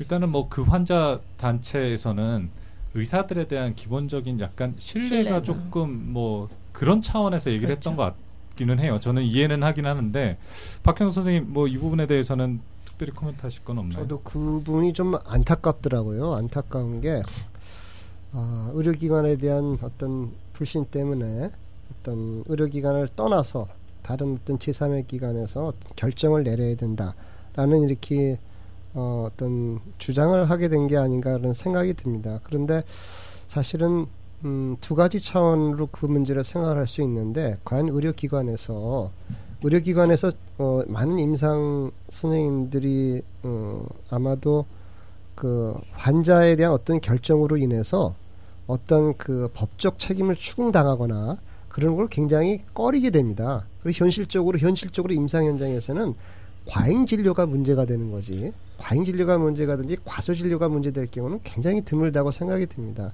예를 들자면 제가 아까 케이스를 하나를 이제 말씀을 드렸는데 두 개를 말씀을 드렸는데 임상적으로 그 뇌사에 준하는 환자가 왔단 말이에요. 뇌사에 환자 준하는 환자인데 일단 인공호흡기를 먼저 연결을 시켰어요. 아까 그 의식 있는 환자랑 다른 겁니다. 임상적으로 뇌사에 준하는 환자가 왔고 인공호흡기를 연결시켰는데 보니까 이제 진단해보니까 뇌사에 준하는 상태였단 말입니다. 네. 마찬가지로 그 우리나라는 물론 이제 뇌사가 법적인 의미의 사망은 아니죠. 네. 하지만 아마도 대부분의 의사 선생님은 그 상태에서 어떤 계속적인 치료를 한 거는 정말 무의미하다라고 생각을 할 겁니다. 그럼에도 불구하고 차이를 보면 미국적인 수는 물론 이제 사망의 죽음이 뇌사니까 그거는 인공호흡기 제거한다가 정답입니다. 네. 그런데 우리나라 임상현실에서 의사가 환자의 의사를 무시하고 뇌사에 준하는 환자를 인공호흡기 제거하냐? 못합니다. 제가 생각하기엔. 그 환자 가족들의 어떤 죽음에 대한 받아들임이라든지 이런 걸 통해서 그것이 승낙이 되고 뭔가 이제 그 어떤 경과 기간이란 게 필요하기 때문에 딱 의사가 판단해서 이건 무의미하다라고 했을 때 중지할 수 있느냐 현실적으로 못하다고 생각을 하거든요. 그렇기 때문에 우리나라 임상 현장에서는 항상 문제가 되는 게 과잉 진료 내지는 지나친 진료가 문제가 될 수 있다는 점입니다. 두 번째는 아까 이제 허 교수님이 말씀하셨던 제3의 기관이 그거를 얼마나 개입을 한다고 할 때 잘 개입할 거냐. 잘 개입하면 좋을 수 있죠. 하지만 현실적으로 잘 개입하기 쉽지 않고 오히려 면죄부, 악용, 정확하지 못한 판단, 그로 인한 어떤 부작용이 굉장히 많아질 수 있습니다. 그래서 그 부분은 좀 더 현실적인 판단이 필요하지 않나 그런 생각을 합니다. 그게 현재 상황에서 뇌사 같은 경우는 지금은 법적으로 좀 정리가 되지 않았나요? 장기 기증에 관한 법률 뭐 이런 것 문제 때문에 뇌사 판정하고 뭐 이런 절차들이 좀 생긴. 네, 지금 현재의 네. 장기 이식에 관련된 법체계 내에서는 네. 뇌사가 이제 저희는 심장사와 뇌사로 구분을 해서 둘 다 죽음의 기준으로 삼는 것이 아니라 네. 장기 이식을 전제로 할 때 뇌사판정위원회를 열어서 뇌사 판정을 하고 그에 따른 조치를 네. 취하고 그 과정에서도 지금 현재 뇌사자인 사람의 의사를 과거에 네. 모르는 상황에서는 가족이 반대를 하면 장기 기증을 할 수 없는 상황이 되죠. 가족이 본인의 의사를 알아도 가족이 반대하면 할 수 없을 정도로. 뭐 이게 실제 있었던 일을 그렇죠. 예, 잠깐 이제 서울대학병원에서 이제 대부분 이제 군에서 이제 어떤 이유로 해서 젊은 청년이 내사 상태에 빠졌는데 예, 그게 이제 부모들이 못 받아들이는 거죠. 네. 그러니까 군병원에서 이제 서울대학병원으로 후송을 시켜달라. 서울대학병원에 와서 보니까 내사 상태 중환자실에. 그런데 부모들이 그 사망 내사라는 게 사실 뭐 엄밀하게 말해서 이건 사망 상태인데도 부모님들이 그걸 못 받아들여서 몇 달씩 인공호흡기를 사실 적용한 일들이 뭐 드물지 않게 계속 반복되고 있거든요. 현재. 네, 네. 예. 그러니까 그 부분도 사실은 빨리 정리가 돼야 된다고. 그건 단지 그 부모님이 받아들이지 못한다는 그 때문에 환자는 고통받고 있는 거거든요. 예, 그러니까 그런 일이 또 요분기에 좀 정리가 됐으면 좋을 것 같습니다. 그 아까 말씀하신 그 최근에 있었던 공청회에서 논의되었던 네. 부분은 그러니까 그 의료인이 아닌 사람 입장에서는 아마 임종기에 대한 개념이 안 잡혀 있어서 생기는 문제인 것 같아요. 예, 그게 이제 이 상황, 이 사람이 지금 사망 단계로 접어들은 것인지 아니면 소생 가능한 그냥 상태가 나빠진 것인지를 구분하지 못하기 때문에 얻어지는 갈등인 것 같고요. 의료인을 믿지 못하는 거는 곰곰이 생각을 해보니까 비슷한 사건, 좀 비슷한 문제들이 몇 가지 있는 것 같아요. 최근에 이제 논란이 되고 있는 정신보건법 같은 경우도 어떻게 보면은 환자의 의사에 반해서 기본권을 제한하는데 의사의 판단을 믿을 것이냐, 뭐 가족의 판단을 따를 것이냐 때문에 지금 그 현재로서는 이제 의사 한 기관의 의사 2명이 판단을 하면 강제 입원이 가능, 가족 동의하에 네. 강제 입원 가능하지만 지금 의원님들이 경쟁적으로 막 그 뭐 여러 기관에서 동시에 뭐 타기관의 걸 또 받아야 된다 뭐 이런 것들을 놓고 있는데 그것들이 거의 10년 이상 논의되는 이유는 과연 그 의사의 판단을 신뢰를 과연 할 수 있느냐의 문제 때문에 생기는 갈등인 것 같고요. 그리고 굉장히 안타까운 일이지만 자꾸 언급 세브란스 병원에서 최근에 형집행 정지 때문에 의사의 소견서가 조금 문제가 됐던 사건들 같은 것 자꾸 벌어지면 의사들이 어떤 개인적인 이익, 다른 사적인 이익 때문에 판단에 좀 뭐 의학적인 판단을 좀 왜곡시키는 수도 있다라는 국민들의 생각이 생기면 지금 말씀하신 요 상황도 혹시나 뭐 그것 때문에 잘못된 판단을 할 수 있는 거 아니야? 이런 오해를 할 수 있을 것 같아요. 근데 이제 임종기는 이제 우리나라는 우리 요번에 합의안을 2명의 의사로 이제 그 중에 특히 더 강력하게 1명은 전문의라 해야 된다 했는데 미국에 이제 이게 상응하는 법에는 의사 1인이거든요. 네. 그 정도로 임종기라는 거는 사실 의사의 기본 그 교육을 받은 사람이면 그걸 판단을 잘못할 그 위험이 거의 없는 상황이라서 그 부분은 이제 그걸 확장해서 뭐 지속적 식물 상태라든지 이렇게 넘어가면 이건 굉장히 복잡한 문제죠. 네. 예, 그거는 진짜 신중에 신중을 기해야 되는데 임종기는 불필요한 절차를 최소화해서 환자분이 편안하게 임종할 수 있도록 해드려야 되는데 이걸 제도를 복잡하게 하면 결국 손해는 환자한테 돌아가요. 예, 그러면 의사들이 방어적으로 하게 되고, 예, 네. 그러니까 그거는 조금 지적하신 대로 그 상황을 조금 오해하셨을 가능성이 있다고 생각합니다. 그러면은 지금 뭐 그 의사의 판단 때문에 의사가 좀 방어 진료를 하고 있는 사례들을 앞에서 얘기를 했는데 임종기 접어들었던 사건 때문에 어떤 법적인 분쟁이 벌어진 경우도 있었나요? 뭐 예가 많죠. 예, 이를테 제가 뭐 위원분들한테는 메일로 다 보내 실제 일어났던 사건은 네. 이제 할머니 70점 되는 할머니가 돌아가셨는데 한 8년쯤 간암으로 투병을 하셨었어요. 근데 그 간병을 따님이 이제 하셨는데 그날도 이제 입원한 지 한 석 달째 되는 날인데 아침에 이제 갑자기 호흡곤란이 온 겁니다. 그래서 근데 이제 그 따님은 그 전날 보고는 할머니가 괜찮으신 거로 알고 집에 가셨어요. 그러니까 아침 7시에 환자가 호흡곤란이 오니까 이제 산소 마스크를 하고 점점 나빠지니까 이제 집에다 전화를 해서 따님이 1시간 만에 오게 됩니다. 그래서 그 사이에 환자분이 더 나빠지니까 소위 말하는 삭간을 했어요. 우리 레지던트가 그 이제 인공호흡기 전제 이제 그 전제 조건으로 이제 하는 거죠. 간을 일단 꼽은 거예요.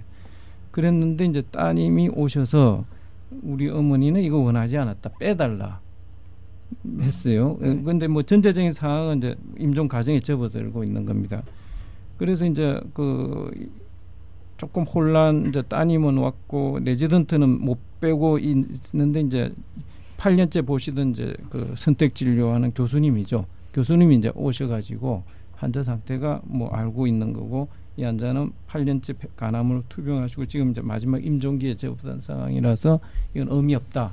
가족도 뭐 의미 없다 생각하고 이걸 빼니까 그분은 1시간 한 반 만에 돌아가셨어요.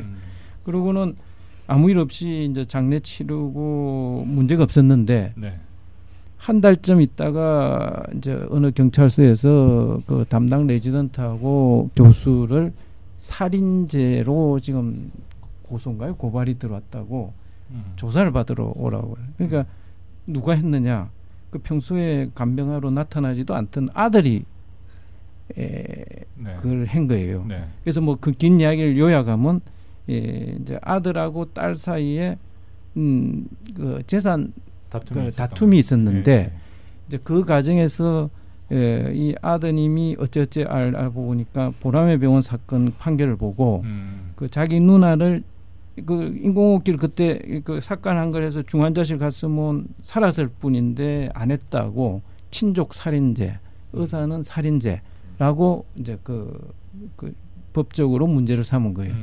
그러니까 이제 의사는 2명의 의사죠. 교수 한 분하고 전공의는 네. 1년간 경찰서하고 검찰 가서 계속 조사를 받으니까 네. 우리가 봐서 너무도 명확하게 임종기에 접어든 환자였는데 네. 지치는 거죠. 결국 무혐의 판결이 났지만은 그런 걸 한번 당하고 나면 의사들은 뭐 뭐라고 해도 그냥 환자분이 뭐 고통을 받거나 맞거나 그냥 해버리는 거죠. 네. 예, 이제 그런 일들이 벌어지거든요. 예, 유사한 사건들이 많이 있는데. 예. 심지어 이 사건이 언론에 보도됐을 때 그 제목이 왜 법원이 이랬다 저랬다 하나라는 제목으로 발표되기도 했었어요. 네. 그러니까 실질적인 안에 그 사실관계가 전혀 전달이 안 된 상태로. 사실 저희한테 알려줬으면은 사실 뭐 이랬다 저랬다 하는 것이 아니다라고 얘기를 했을 텐데 네. 뭐 아무튼 그런 사례는 굉장히 많은 것 같아요. 제가 생각해도. 그러니까 이게 실제로는 의학적인 문제라기보다는 재산권 분쟁 때문에 뭐 벌어질 그렇죠. 실제로는 그런 걸로 많이 연결돼가지고 악용되고 있죠. 그러니까 이제 반대하는 입장에서 그것도 있을 것 같아요. 그러니까 네. 재산권 분쟁 때문에 악용하지 않을까. 그러니까 정신보건법도 지금 그쵸. 문제가 되는 이유가 그 재산권 분쟁 때문에 강제 입원을 시키는 경우들 때문이거든요. 그렇죠. 그러니까 이렇게 제도를 마련할 때 지금 이 제도에서도 지금 어떤 측면에서든지 오남용의 부분은 있을 네. 수밖에 없는데 그것까지 감안한 제도를 마련할 거냐는 이제 뭐 또 다른 이제 입법이나 그 제도 마련에 있어서 방법론의 차이인데 지금 우리나라에서는 의사와 그럼 이 제도 하에서 의사와 환자 가족 중에 환자 가족과 합의가 된다면 충분히 만약에 아까 물론 의사가 의학적 판단을 정확하게 하겠지만 어떤 다른 원인이 개입한 거를 인지할 수 있는 다른 보완적인 제도가 없다라는 걸 이제 지적하는 거죠. 환자 측에서는. 예를 들어서 제대로 다 결정이 됐는지에 대한 검토 절차가 있느냐, 내지는 예를 들어, 그러니까 그 보라매 사건이나 뭐 그런 경우처럼 사망 후에 사망 진단서가 뭐 병사가 아니라 외인사로 돼서 경찰서에 변사자 신고가 되고 이런 절차를 따로 마련되어 있는 사망의 종류도 있긴 하지만 병사의 경우는 인지될 수 있는 상황이 없고, 그렇다면 가족이 아닌 다른 사람이 하다못해 독일의 예를 들면 뭐 옆에서 간병하던 다른 환자의 간병인이 저 환자 괜찮은데 치료 중단에 대한 문제 제기를 한다든지 그런 식의 법의식이 아주 많이 충분히 올라가 있느냐의 차이처럼 다른 측면에서 인지될 수 있는 게 없다면 충분히 오남용 가능성은 있다라고는 볼 수 있죠. 그러니까 지금 가족 간의 합의라는 명칭 단대도 들어가 있지만 그게 이제 그러면 어디까지냐, 실제로 말씀하신 것처럼 형제 간의 분쟁이 있을 때 그러면은 모든 형제를 다 부를 수 있느냐, 현실적으로 고민할 수 있는 부분이 굉장히 많은 것 같아요. 그래서 이제 이번에도 논의를 굉장히 좁힌 겁니다. 임종기로 국한한 거고, 이제 일본이나 대만이 이제 대만은 2000년도에 이제 입법을 했고요. 일본은 2007년도에 입법을 마찬가지입니다. 거기서도 딱 임종기만 해서, 일본은 종말기라는 표현을 썼네. 똑같은 표현만. 그래서 그렇게 해서 이제 거기에서도 우리하고 문화가 비슷하기 때문에 본인이 의사 표명을 명확하게 문수로 하는 경우가 거의 없어서. 일본이 아주 상징적으로 표현을 잘 했네요. 어떻게 결정하도록 그게 문서에 담고 있느냐면, 환자 입장에서 최선이 무엇인지에 대해서 의료진과 가족이 상의해서 결정한다. 그게 뭐 딱 한 문장으로 요약이 되고 있거든요. 근데 그거는 논의가 가능한 게 임종기라는 거. 그 제도를 실시한 지 대만도 뭐 10년이 넘었고 일본도 벌써 6년이 지났는데 그 제도로 인해서 문제가 생긴 거는 없고요. 대부분 사회적 사건은 이제 그보다 확장, 이제 이 개념을 식물 상태, 지속적 식물 상태로 이제 확장해 나가면 이건 굉장히 많은 쟁점이 생기죠. 그러니까 우리도 처음 출발은 딱 거기에만 국한해서 시작해야 된다고 저는 봅니다. 제가 좀 그 바보 같은 질문을 하나 하겠습니다. 임종기라고 하면 의학적으로 모든 의사들이 다 이제 판단을 할 거라고 얘기를 하셨는데 대표적으로 어떤 사인을 보였을 때 임종기라고 판단해요? 이제 우리가 그 요게 합의문에 담은 거는 문서상으로는 이제 그 표준 치료죠. 어떤 질환마다 표준 치료에 더 이상 반응하지 않는 시기가 있죠. 하면서 반응하지 않더라도 안정적인 시기면 뭐 그게 임종기라고 보지는 않습니다. 표준 치료에 반응하지 않으면서 급격히 악화되는 시기가 있거든요. 그걸 이제 문서상으로 담은 거고. 그다음에 실제로는 이제 환자들이 이제 임종이라는 것도 하나의 진단이거든요. 다행이라는 게 하나의 진단이라서 보통 이제 그걸 연구한 사람들 또 그렇고 우리가 실제 관찰에 마지막 48시간 라스트 48hour에는 환자들이 뭐 호흡이 어떻게 되고 뭐가 뭐 혈압이 떨어지고 호흡이 어쩌고 그런 과정이 있습니다. 그런 과정을 겪으면서 사망을 하거든요. 그 과정에 국한해서 사실은 이걸 적용하면 뭐 이거는 오해의 소지가 없는 거죠. 이걸 이제 나쁜 뜻으로 아주 확장한다. 그건 쉽지 않을 걸로 봅니다. 그게 의문스러웠던 게 뭐냐면 큰 병원들, 규모가 어느 정도 있는 병원들이라면은 그 판단에 대해서 뭐 외부에서 문제를 제기할 가능성도 별로 없어 보이는데, 실은 뭐 사망이 꼭 그런 곳에서 이루어진다는 보장은 없고, 뭐 중소병원 좀 뭐 어떤 아기를 가지고 있는 중소병원들에서 만약 사망이 이루어지는데 거기에 문제가 개입할 수 있는 여지는 없는지 그건 좀 궁금하더라고요. 사실은 이제 우려하는 거는 우리 대부분이 병원, 우리가 생각하는 병원이 아니라 지금 요양병원, 요양원 이런데 진짜 노인분들이 많이 계시거든요. 혹은 집에서 치료가 가능한데도 안 모시고 올 수도 있는 거죠. 그런 부분은 사실은 아무도 문제 제기를 안 하는 거거든요. 이제 그런 데서 이게 실제로는 어떤 상황일 건가. 그런 경우는 가역적으로 우리가 뭔가 하면 좋아질 가능성이 있는데 그러니까 유보 부분이죠. 그러니까 이제 우리 전체적인 시스템이 그러니까 일단 적용해놔 놓고 제거하는 것만 계속 생각하고 있는데 유보하는 거죠. 부부는 어떻게 될 건가는 생각을 해봐야 되는 문제인데 이제 요 제도가 정착하는 과정에 사실은 이제 그런 문제에 대해서 이제 얼만큼 우리가 적극적으로 그 진짜 회생할 수 있는 부분을 아무것도 안 하고 네. 그냥 방치한다면 이건 잘못된 거죠. 예, 이제 그런 점은 한번 계속 모니터링을 해야 된다고 봅니다. 네.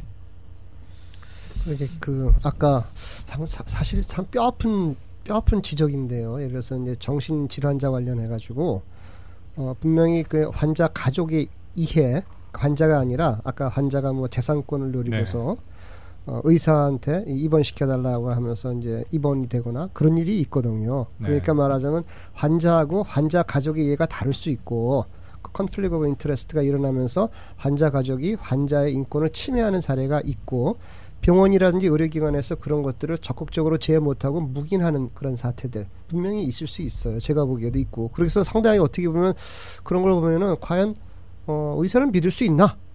이런 생각을 또 한편으로 할 수 있어요. 저는 그렇게 충분히 할 수 있다라고 생각하는데 그런데 이제 그 더 크게 봐야 될 거는 어떻게 보면 원칙과 예외 뭐 이런 거 그리고 이제 그 의사 환자 간 의사와 이제 아까 허 교수님이 이제 일본의 그 사례를 들어주셨지만 일반적으로는 가장 잘 판단할 수 있는 거는 그 주치의하고 환자와 환자 가족이거든요. 이걸 갖다가 만약에 어떤 그 외부에서 평가를 하겠다. 이 관계를 갖다 근본적으로 외부에서 컨트롤하겠다라고 하는 순간 이 관계는 헝클어지기 시작을 하거든요. 네. 그러면서 책임을 회피하게 되죠. 의사가 그래? 네가 해.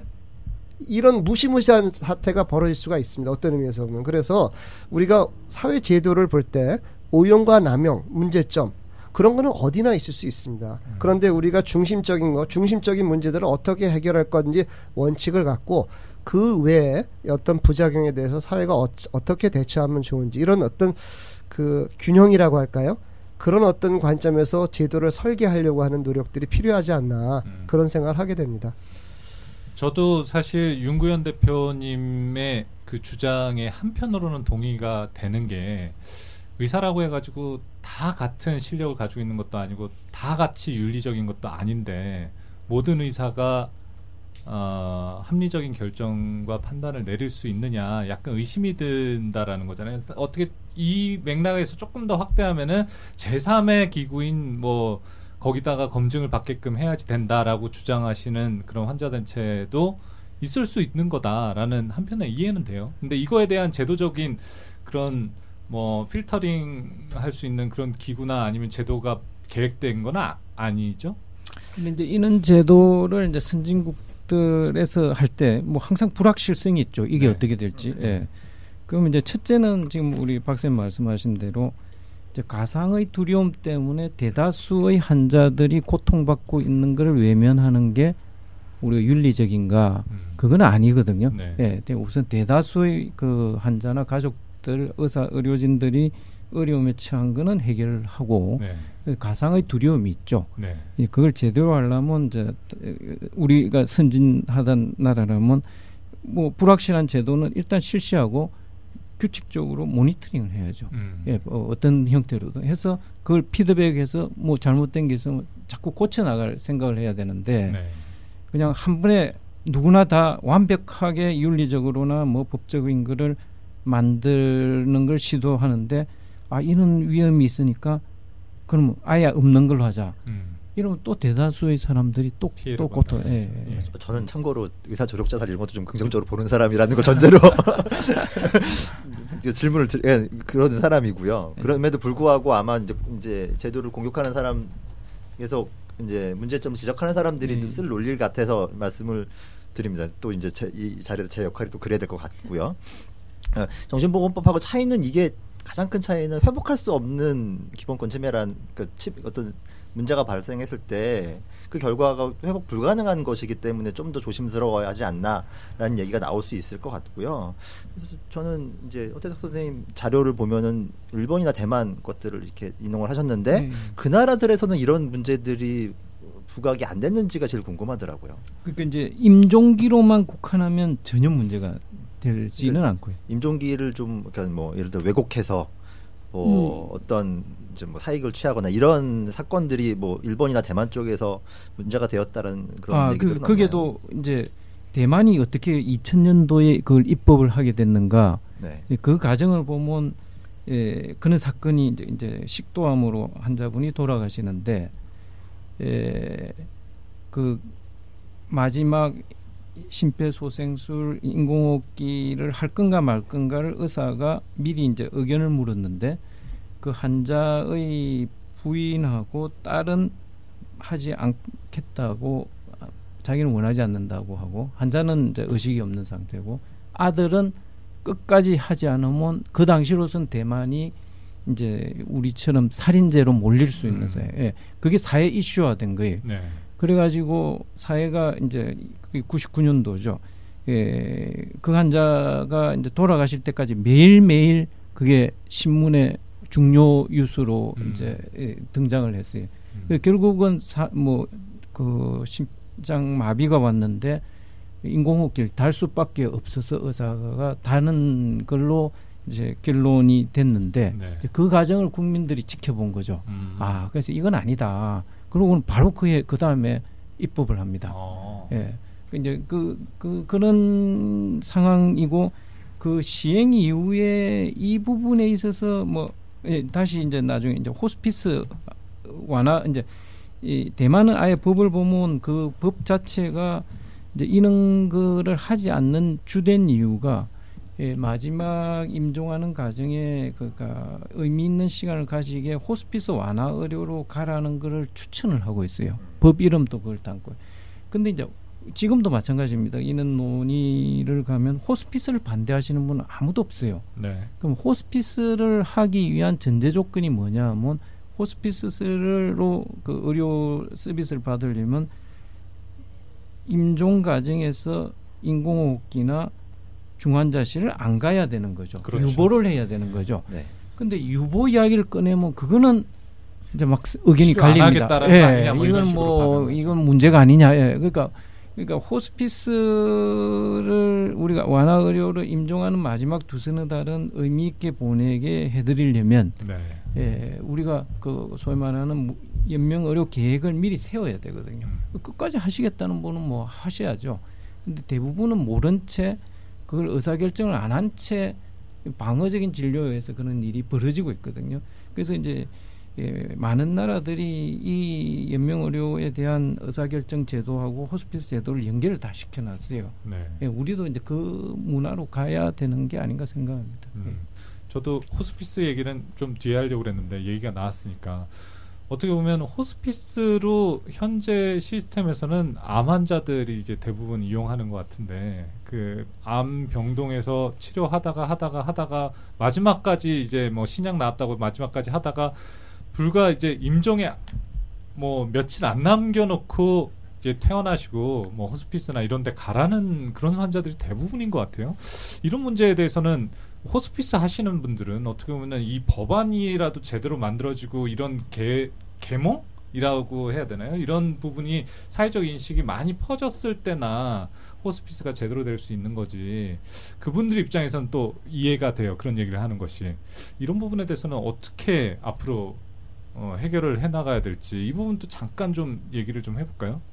결국은 국가 간의 비교를 좀 하시긴 했지만 결국 그 나라가 갖고 있는 이런 보건의료 체계가 어떻게 구성되어 있느냐, 예를 들면 지불 체계라든지 누가 비용을 부담하느냐의 문제가 하나가 있을 거고요.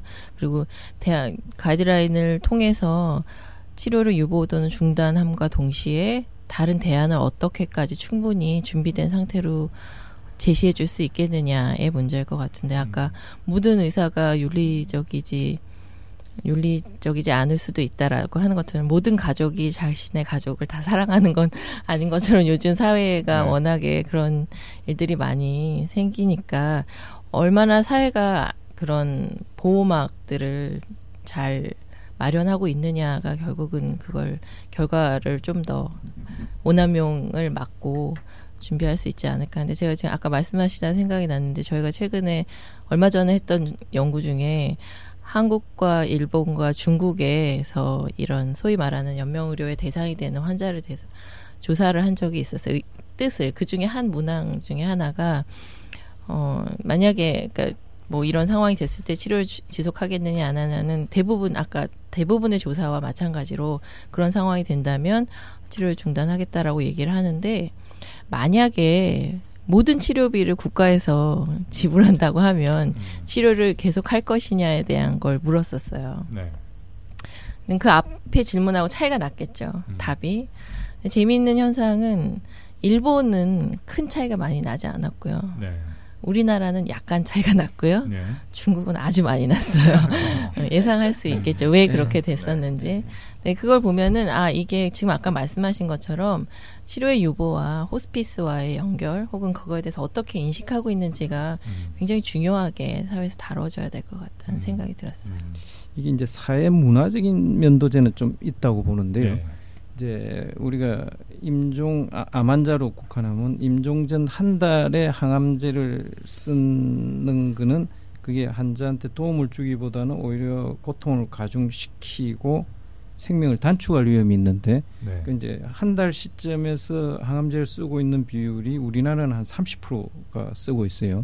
근데 그 동일 연구를 미국에서 한 거는 한 10%. 네. 국제 표준은 5% 이하가 적절하다고 보고, 그러니까 우리나라가 어떻게 보면 세계에서 제일 마지막까지 항암제 뭐 온갖 검사 의료 집착도로 따지면 제일 그 집착적인 문화를 저는 갖고 있다고 봅니다. 그러니까 이제 어떤 측면이냐, 그러니까 끝없이 뭔가를 하는 게 최선이라고 대부분 생각하고 계세요. 그렇죠. 예. 그러니까 어느 시점에서는 이건 내려놓고 이제 마지막에 어떤 시간을 가지는 게 이게 때로는 미덕인데 네. 이제 그런 문화가 우리가 짧은 기간에 제가 개인적으로 느끼기에는 경제 발전을 이렇게 이룬 데는 굉장히 도움을 줬다고 생각합니다. 우리가 이 뭡니까 포기하거나 이게 뭐 루저로 포기하는 걸 루저로 본단 말이죠. 예. 근데 때로는 그게 이제 반대 측면에서 극단적으로 나타난 게 이 임종 과정입니다. 때로는 그걸 내려놓고 정리하고 마음을 정리하고 가셔야 되는데 그걸 못하니까 불행한 것 같아요. 그는 문화도 저는 영향이 좀 있다고 생각합니다. 궁금한 게 그런 자료를 볼 때마다 임종 한 달 전이라는 게 예측이 그러니까 상당히 높은 확률로 예측이 가능한 건가요? 그러니까 불확실한 거죠. 아무 의사도 자기 나름으로는 최선을 다했다고 그때도 처방을 하고 있는데 이제 경험 있는 의사 같으면 그게 이제 어떤 행위를 해서 얻는 이득하고 손해볼 거를 저울질을 하거든요. 그렇죠. 그러니까 저울이 기우는 시점을 보거든요. 그럼 그때는 안 해야 되고 또 환자나 보호자를 설득해서 안 하게 해야 되는데 우리는 그렇지 못한 것 같아요. 문화가. 환자들 입장에는 전설처럼 내려오는 의사들이 모든 의사가 포기했는데 결국 살아난 이런 케이스들로 뭐 한두 명 있을 수 있겠죠. 제가 생각했을 때. 간암 진짜 저희 모임에 나오신 분 중에 간암이셨는데 이제 큰 병원 이제 대학 병원들에서 수술 불가능하다고 했는데 실제로 한 80% 잘났는데 살아나신 분이 계셨었거든요. 원래는 수술하시면서 못 깨어나실 겁니다 하고 들어갔는데 이제 살아나셨죠. 그러니까 그런 사례들이 정말 한두 분씩은 있잖아요. 정말 드물게. 그런 사례들이 이제 인구 회자되면서 사람들이 한 달 안에 사망하신다는 걸 어떻게 믿지? 이런 생각들이 머리에 있는 것 같아요. 네, 그러니까 전향적으로 그걸 얼마를 살 건지를 이야기하라, 책임져라 아무도 못하죠. 그렇죠. 근데 이제 경험 있는 의사들은 그 흐름을 보죠. 저울질해서 어떤 때는 중단해야 되는데 그거를 의사도 못하는 경우가 있고 또 환자도 못 받아들이는 경우가 끝없이 뭔가를 뭐 인터넷에 보니까 새 약이 나왔는데 이걸 또 쓰다 그러다가 돌아가시고 난 후에요 대부분. 그렇죠. 여기 방송을 듣는 일반 국민들이 한 가지 생각을 할 건 있을 것 같아요. 그러니까 뭐 의사 병원의 수입의 입장에서는 생명을 연장시키는 게 훨씬 이익이죠. 그렇죠. 그러니까 저는 선생님 자료를 좀 받지. 그렇지는 않아요. 그런가요? 그렇지는 않아요. 이게 중환자실은 다척자잖아. 지금 적자고 환자도 돈을 많이 쓰고 병원도 손해를 보는 일인가요? 병원에 아마 급 종류에 따라 좀 차이가 있을 겁니다. 대형 병원하고 지방의 중소병원, 요양병원, 요양원에 따라서 아마 그 장기 치료의 어떤 이펙트가 좀 다르게 나올 수 있을 겁니다. 자료들을 보면은 이게 실은 작년에 병협이랑 그 수가협상에서 부대 조건으로 한참 논란이 됐던 사건이잖아요. 이 비용 문제는. 근데 자료들을 이제 그 연명의료 궁금하신 분은 허재석 교수님 블로그 가면 자료들이 굉장히 많지 않습니까? 스크랩해 놓으신 게. 보면은 우리나라 외국 자료를 인용했던 내용 같은데 이제 임종 직전에 뭐 평소 의료비 한 13배 정도를 더 쓴다. 뭐 이런 내용들이 나와 있어서 그러면 병원 입장에서는 그게 오히려 더 수입이 뭐 상급병실을 계속 이용할 수밖에 보낸다거나 뭐 이런 식으로 해서 수입이 늘어날 수 있잖아요. 실제로는 진짜 뭐 다 이야기를 그까지는 다 말씀들 안 하시는데 사실 문제는 고가 항암제도 문제지만 그렇죠. 임종 사람이 그냥 안 죽거든요. 대부분 이제 임종 과정에서 보면 세균 감염이 되고 뭐 항생제가 지금 엄청 들어갑니다. 임종 과정에서는 다 뭔가 몸이 약해지니까 세균 감염. 그럼 과거에 뭐 우리 뭐 페니실린 쓰고 이런 비용이 아니라 요새는 항생제도 이게 막 굉장히 고급화되고 그게 또 항진균제, 항바이러스 약, 특히 항진균제 같은 경우는 비용도 비용이지만은 그 약 부작용이 뭐 엄청나요 환자에게.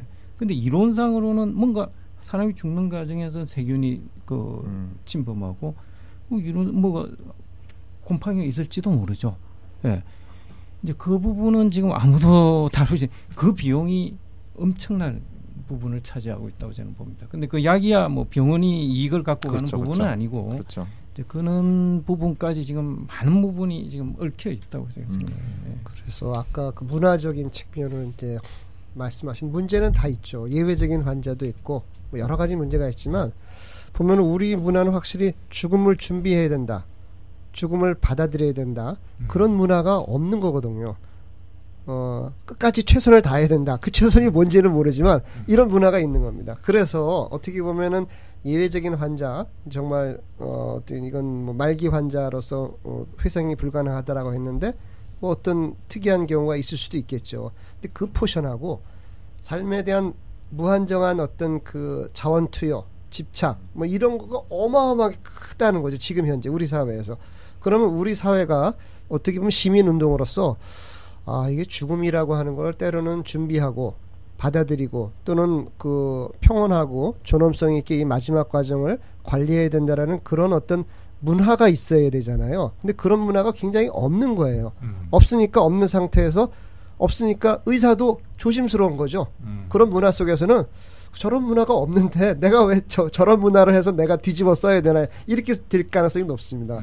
그러니까 거기서 최대한도의 어떤 그 현대의학이 제공하는 여러 가지 뭐 항생제군, 중환자실 이런 걸 이제 투여하게 되는 상황이 벌어지는 거죠. 어떤 의미에서는 의사라고 하는 의료기관보다는 사회문화적인 차원에서 죽음을 준비하고 호스피스 이런 필요가 그 국민들한테 널리 알려져야 돼요. 그래야지 의료 현장이 바뀔 수 있지 않나 그런 생각도 해봅니다. 기본적으로는 언제부턴가 저도 잘 모르겠지만 예전에는 뭐 30-40년 전에는 집에서 임종을 맞이하는 경우가 굉장히 많았어요. 근데 이제는 죽으러 병원을 간다라는 얘기까지 이제 공공연하게, 그리고 임종이라는 것도 하나의 진단이라고 말씀하셨는데 그런 모든 환자도 아니죠. 이제 그 환자 내지는 또는 노인 인구가 최소한 병원에 가서 진단을 받고 죽는 게 당연하게 느껴지는 이런 문화도 어떻게 보면은 원인이 되지 않을까라는 생각이 좀 들기도 합니다. 청진기가 사라진다. 의학과 IT의 융합으로 의료의 패러다임이 변한다. 휴대전화로 암세포를 찾아내거나 곧 닥칠 심근경색을 예측할 수 있다. 디지털 혁명이 바꿔놓을 의학의 미래를 소개하는 책. 미국 아마존 의학 베스트셀러 에릭 토플의 청진기가 사라진다. 청년 의사. 이번에는 의사를 이렇게 본인의 이제 명시적인 의사를 표현하는 방법으로 예전 같은 경우에는 사전 의료 의향서가 논의가 됐는데 이번 권고안에는 연명의료계획서를 권유하도록 돼 있어요. 근데 이 두 차이가 뭐 정확히 어떤 건가요? 뭐 제가 먼저 말씀을 드리면 이제 사전의료의향서는 이건 법적인 측면이 강조된 겁니다. 그러니까 자기 결정권, 그러니까 자기는 그 사전 의료 의향서에는 의사가 서명할 필요는 없고요. 대부분 이런 상황이라고 생각하면 거의 맞습니다. 어떤 노인분들이 웰다잉 교육을 받으시고 가상의 상황을 생각하는 거죠. 내가 죽을 때는 어떻게 하겠다. 이제 거기에서 작성하는 거는 그건 사전 의료 의향서에 해당합니다. 그건 자기가 당장 아파서가 아니고 거기는 의사의 서명이 필요로 하지 않습니다. 이제 연명의료계획서는 뭐냐면 실제로 이제 그 임종에 가까운 환자가 병원에 입원했을 때 그 임시에 의사가 이제 곧 돌아가실 게 예상되는 환자에게 환자 혹은 환자가 판단할 수 없으면 그 가족하고 임종 과정에서 어떤 걸 할 건가 말 건가를 미리 계획을 짜는 겁니다. 왜냐하면 이게 갑자기 닥치기 때문에 또 항상 그 평소에 보던 의사가 있는 게 아니고 병원에서는 또 당직이 갑자기 와야 될 때가 있거든요. 그럼 상황을 파악을 할 수가 없거든요. 그러니까 요거는 의사가 연명의료계획서는 그 작성의 주체가 의사로 되어 있어요. 환자의 의사를 그 들어서 그 실제로 상황에 대비한 어떤 계획을 짜는 겁니다. 이제 지금 이제 서구에서도 사전의료 의향서 제도로 이제 자기결정권을 존중하는 데서 주로 이제 처음에 제도가 출발하다가 이것만으로는 다 현장을 해결할 수가 없어서 최근에 이제 연명의료계획서, 영어로 이제 폴스트라는 말을 쓰는데 그 제도를 이제 병행 혹은 이제 그 방향으로 지금 많이 바뀌고 있고요. 그 다음에 우리 주위에 일본이나 대만이 법을 만든 거는 엄밀하게 말하면 그거는 사전의료 의향서를 근거에 염두에 둔 제도가 아니고요. 연명의료계획서를 염두에 둔 제도입니다. 약간 그 구분을 좀 할 필요도 있는데요. 그러니까 이제 김할머니 사건에서 법원이 이제 사전의료 지시서인가요? 그런 이제 그것의 이제 법적인 의미를 이제 그 인정을 했죠. 그런데 두 가지를 구분한 겁니다. 두 가지를 구분해서 하나는 평소에 환자가 나는 이랬으면 좋겠다라고 하는 거하고 그게 아니라 환자가 자기의 상태를 의사한테 설명을 듣고 충분한 설명을 듣고 어떤 결정을 내린 거는 구분이 된다라고 본 겁니다. 그래서 전자는 환자의 의사를 추정한 하나의 자료에 불과하다라고 했고 후자는 그건 구속력이 있다. 다른 의사가 그걸 따라야 된다라는 식으로 두 개를 구분했습니다. 사실은. 그런데 이제 문제는 우리가 이제 후자의 경우는 굉장히 좀 드물 수도 있죠. 드물 수도 있고 전자의 경우에는 지금 민간운동단체에서 사전의료의향서를 만들고 작성하자라고 하는 거는 사실 어떤 중환 상태가 돼서 환자의 설명을 들은 건 아니거든요.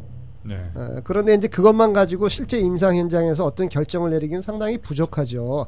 부족하기 때문에 이게 이제 실제 임상 현장에서는 당연히 환자의 의사는 존중이 돼야 되는 거고 아까 이제 허 교수님은 이제 연명의료계획서의 주체는 의사라고 이제 말씀하시는데 의사인 건 맞아요. 의사인 건 맞는데 거긴 분명히 어떤 요소가 포함이 되냐면 환자한테 설명을 하고 환자도 사인을 해야 되는 겁니다. 어떻게 보면은 공동 작성에 가까울 수도 있어요. 공동 작성에 가까울 수 있는데 그러면 앞에 사전의료 의향서나 사전의료 지시서 뭐가 다르냐?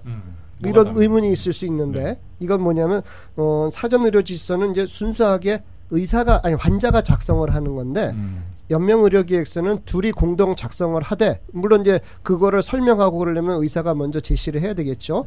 제시를 하지만 환자도 이해를 하고 거기서 체크를 해야 되는 거거든요. 근데 구체화되는 겁니다. 이 도대체 어떤 상황이 됐을 때 어떤 상황이 되어 뭐를 어떻게 지시할 건지 그 작성한 의사뿐만 아니라 다른 의료인이 보더라도 이거 하라는 거구나 말라는 거구나 그걸 이제 그 정확하게 해주는 거죠. 그러면 이제 명료한 겁니다. 어떤 구체적인 상황에 닥쳤을 때 정확한 디시전을 내릴 수가 있는 겁니다. 그래서 약간 그 세 가지를 구분해서 대법원 평소에 만드는 거, 대법원이 인정한 거, 그리고 더 나아가서 연명의료계획서라고 하는 이제 그거의 구분이 필요하고 연명의료계획서도 필요하고 그럼 사전의료의향서가 무의미하냐? 그런 건 아닙니다. 자기 어떤 죽음에 대해서 생각을 하고 미리 어떤 그 대비하는 그런 문화를 사회에 퍼뜨리기 위해서는 사전 의료양서를 작성하도록 하는 그런 문화도 굉장히 필요하다고 생각합니다. 궁금한 게 두 가지가 있는데 하나 DNR하고 차이는 있나요? 기존에 DNR은 이제 일종의 연명의료 계획서에 해당하는 거죠. 그거랑 연명 차이가 좀 있나요? 지금 이제 대형 병원에서 하고 있는 거는 연명의료 계획서에 그러니까 연명의료 계획에는 이제 심폐소생술 인공호흡기 이런 게 쭉 나열이 돼 있는데 그 중에 심폐소생술 부분만 하나로의 문서로 잡았다면 그게 DNR 문서에 해당합니다. 국민들이 좀 여기에 대해서 고민을 할 부분은 아마 병원을 이용하시면서 요즘 이제 수술 동의서 작성을 많이들 하시는데 저도 일 때문에 그 수혈 동의서 제정하는데 정부 좀 참여를 한 적이 있는데 대부분의 사람들 그거 쓰면서 이해 못하고 그냥 설명을 듣고 이런가 보다 하고 사인을 하시거든요. 실제로 이제 그거 나중에 그걸 수술 동의서 작성했음에도 불구하고 법원으로 또 소송으로 가는 경우도 있고 그래서 이게 혹시 그렇게 되지 않을까 하는 고민을 좀 할 것 같아요. 병원을 이용하는 사람이라면. 그거랑은 완전히 좀 차이가 있는 거죠. 그러니까 이제 그 동의서는 이제 일반 저희가 이해하는 의학적 결정은 의사가 이를테면 수술을 맹장염 수술을 한다. 그러니까 의학적 결정 의사가 하는 거죠. 거기에 대해서 동의는 그 뭡니까 환자나 보호자가 하게 되는 거죠. 결정의 주체. 근데 연명 의료에 대한 거는 앞서 말씀 대부분 판결에도 답변. 이거는 의사의 기술적 판단으로 결정되는 게 아니고, 그러니까 사실 연명 의료 계획서 의사가 작성의 이제 주체는 그렇게 서류의 책임이. 그거는 환자가 나는 이걸 원한다 안 한다를 밝히고 그 실제로 주된 의사 표현은 환자가 하는 거고 의사는 그걸 따라주는 입장이거든요. 그러니까 그 반대입니다. 그러니까 일반적인 의료 행위에서는 의사가 기술적 판단을 하고 환자가 동의하는 절차를 하는 거고 요 임종기 환자에서 연명 의료를 할 건가 말 건가는 어떤 서식을 사용하더라도 환자가 자기 의사를 먼저 밝히고 난 거부한다, 난 하겠다. 그럼 그거를 의사는 수용하는, 그러니까 그 역학이 반대에 속한다고 생각합니다. 수술 동의서 쓰면서 환자들이 제일 고민하는 거는 사실 이해 못하고 사인하거든요. 그거는 법원에서 판단하면 대부분 이게 보험하고 비슷하잖아요. 보험에도 마찬가지잖아요. 이게 설명을 해주고 상대방이 정말 이해를 했고 그 사인을 하느냐 그게 안 돼가지고 그거 가지고 소송 걸었을 때는 이해를 시키지 않았다라고 해가지고 사실상 판정이 그 소비자 측에다가 이제 혜택을 주도록 하는 거와 마찬가지의 그 문제가 벌어지겠죠. 그래서 이 문제도 실은 환자가 이 동의서를 쓸 때 충분히 이해하고 쓸 사인을 연명의료 계획서를 부작용이 있을 수 있죠. 이해 못하는. 그리고 동의서가 필요 없나요? 물론 그렇죠. 그러니까 이제 그거는 이제 부작용이고 또는 정확하게 실행이 안 되는 거죠. 그러니까 그런 거는 사실은 있을 수 있고 또 그걸 이제 막기 위해서 노력을 해야 되죠. 그렇죠. 그에 대해서 실제 말씀드릴게요. 교수님 이제 자료 보면은 대부분 이제 서울대에서 발표한 거 보면은 대부분 48시간 전쯤에 작성을 하신다 그러는데 그게 현장에서 보면 그 전에 쭉 논의가 되다가 48시간 전에 작성을 하시게 되는지 돌아가시기 전에 그거는 이제 대부분 이렇게 아니면은 갑자기 그 상황에 닥쳐서 이렇게 하시게 되는지 좀 궁금하더라고요. 원칙적으로는 의사가 환자한테 직접 이야기를 하는 게 원칙이죠. 근데 거의 대부분 못 하고 있고요. 한 10% 미만에만 가능하고 임종이 암이다는 사실은 거의 다 하는데 임종이 임박했다는 사실을 의사가 환자한테 그게 자연스럽게 대화가 가능한 경우는 10% 수준밖에 안 되고 문제는 그럼 대부분 가족한테 이야기를 하죠. 그럼 가족이 그럼 환자하고 이야기하거나 가족 내 합의를 해서 의사결정을 해줘야 되는데 대부분은 그걸 못하거나 안 하고 있다가 언제 대부분 그게 움직이나 하면 환자가 의식이 딱 없어질 때 그때부터 움직입니다. 가족들이. 그게 48시간 전이거든요. 그때 이제 대부분 그 결정이 의사들하고 사이에 일어나고 그다음에 환자가 과연 이해하고 혹은 이해하고 작성하는가 이걸 이제 스타디한 그룹이 있는데 이제 이런 측면이 있는 것 같아요. 이제 소아 아기들한테 연명 의료를 언제까지 하고 언제 중단하고 언제 유보할 건가 이게 참 어려운 거예요. 애기한테 물어볼 수도 의지가 없는. 예. 이제 그거를 이제 소위 말하는 자기 결정권의 이제 연장선상에서 이제 부모들 이제 미국은 주로 부모한테 그걸 결정하게 만들고 유럽 거는 의사가 결정하게 했는데 그러고 나서 나중에 이제 사후에 몇 년 후에 조사해봤더니 부모들이 제어식이 미국 쪽이 훨씬 많대. 그러니까 또 훨씬 불행한 거예요. 그러니까 이런 결정이 과연 이제 특히 임종기 환자를 꼭 환자나 가족들이 결정하게 만드는 게 옳은가? 그 윤리적으로 생각하는데 또 문제를 던지는 사람들이 있어요. 예. 지금 뭐 연명의료 이 계획서를 만약에 한다고 하면 이 법제화 논의가 좀 되고는 있잖아요. 이런 제도 자체를 마련하려면 법제화를 해야 된다라고 하는데 다른 나라 같은 경우는 이런 연명의료 계획서 작성이 의무화돼 있는 건가요? 네, 지금 그러니까 권고안에는 권유한다고 돼 있던데. 지금은 권고안이니까. 법제화가 되면 당연히 미국의 예를 들면 이제 제일 처음에 이제 어드밴스 디렉티브 사전 의료 의향서 제도가 주별로 이제 법이 막 해다가 1990년도에 연방법으로 페이션트 셀프 디터미네이션 액트라는 게 생깁니다. 그 법 안에 보면 의사한테 설명 의무를 부여하고 있어요. 반드시 설명해야 된다. 근데 90년도에 그렇게 연방법을 만들어 놓고 그럼 실제로 얼마나 하고 있는가를 추적을 해보니까 한 30%밖에 안 되고 있어요. 뭐 그러니까 이 처벌하기가 굉장히 어려운 거죠. 이거는.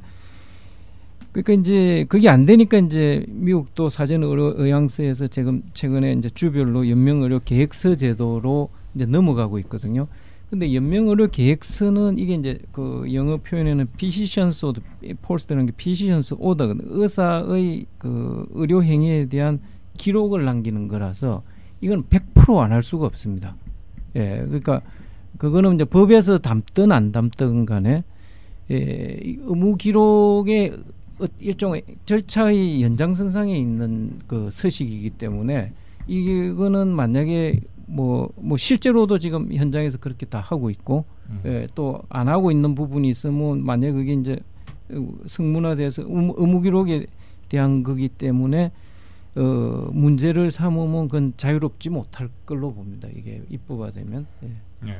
근데 이제 약간 그 구체적인 의미를 미국에서는 이제 폴스트가 이제 법제화돼 있는 주가 있고 아닌 주가 있죠. 법제화돼 있는 주가 있고 아닌 주가 있는데 그 법제화의 의미가 뭐냐 하는 부분이 중요할 것 같아요. 그러면 이제 주별로 일단 공통된 양식이 어느 정도 만들어지는 거죠. 주별로 그 이제 법제화된 나라에서는 캘리포니아주에서는 주로 이런 양식을 쓴다. 이런 요소들을 포함해야 된다는 거죠.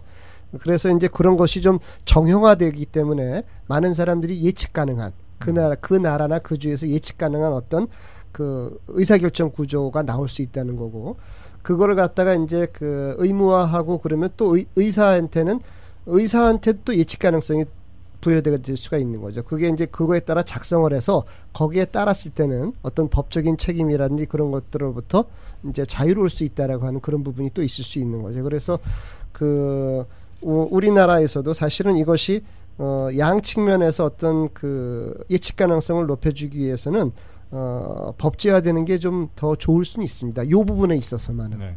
그러면 제가 정리를 할게요. 지금 이게 그 연명의료 계획서 자체가 법제화된다라는 의미는 어떤 항목이 그 구성에 들어가야지 된다라는 게 이제 법제화가 되는 거고 그거는 별개로 만약에 예를 들면 사전의료 의향서나 아니면 연명의료 계획서를 무시하고 치료를 할 경우에는 그런 경우에는 어떻게 되나요?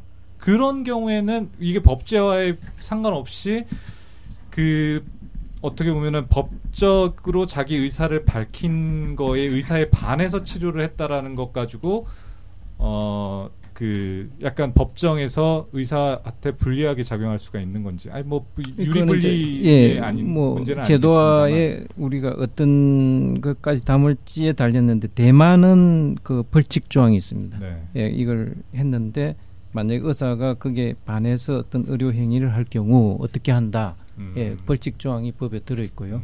일본은 그게 없습니다. 네. 일본은 이제 물론 이제 국가 지침식으로 돼 있지만은 굉장히 일본은 이제 포괄적인 그러니까 어떤 환자 입장에서 의사하고 가족들이 상의해서 최선의 방책을 구하라 하는 이제 그 메시지만 담고 있거든요. 근데 우리는 어떤 식으로 제도화에 담을지는 한번 지켜봐야 될 거예요. 무시하고 치료한다라고 하는 게 상당히 그 여러 가지 의미가 있는데요. 예를 들어서 극단적인 표현이었어요. 아니, 그 실제로 있을 수 있죠. 그리고 대표적인 게 미국에서 이제 수혈 거부 환자, 그러니까 대표적인 케이스들이죠. 캐나다 사례 보면 판례를 보면 온타리오주 판례를 보면 이제 어떤 환자가 응급실에 실려왔어요. 근데 이제 의식은 없고 의사가 보니까 수혈이 필요한데 그런데 환자가 갖고 있는 어떤 뭐 운전면허 문서에 보면 나는 수혈을 거부한다라고 써 있었어요. 근데 의사는 자기가 필요하니까 수혈을 했어요. 수혈을 했는데 환자 가족이 딸인가 와가지고 우리 엄마는 그 종교적인 이유로 이제 수혈을 거부하고 있다. 근데 왜 수혈을 했냐? 근데 의사가 그 말을 안 듣고 무슨 소리야? 수혈이 필요해. 수혈을 했단 말이에요. 나중에 이 환자는 살았고 재판을 걸었죠. 의사를 상대로. 나는 수혈하지 말라고 했는데 왜 했느냐? 그 캐나다 판례는 의사가 졌죠. 의사가 졌습니다. 환자의 자기결정권이 중요한데 그걸 침해했다라고 하는 건데 제가 이제 변호사로서 이제 뭐 병원에 가서 특강을 하거나 또는 학생들한테 강의를 할 때 만약에 우리나라 같은 상황에서 그런 일이 벌어졌다라고 하면 어떻게 해야 되느냐? 저는 수혈하라고 합니다. 왜냐하면 우리나라 상황은 환자의 아까도 제가 자기결정권의 한계적인 상황에 대해서 어떻게 판단하느냐가 조금 다르다고 했는데 우리나라 같은 경우에 두 가지 다 법률적인 리스크가 있는 겁니다. 안 했을 때의 리스크가 있고 할 때의 리스크가 있을 때 안 했을 때의 리스크는 잘못하면은 살인죄로 막 법원 검찰에 끌려다닐 위험성이 있는 거예요.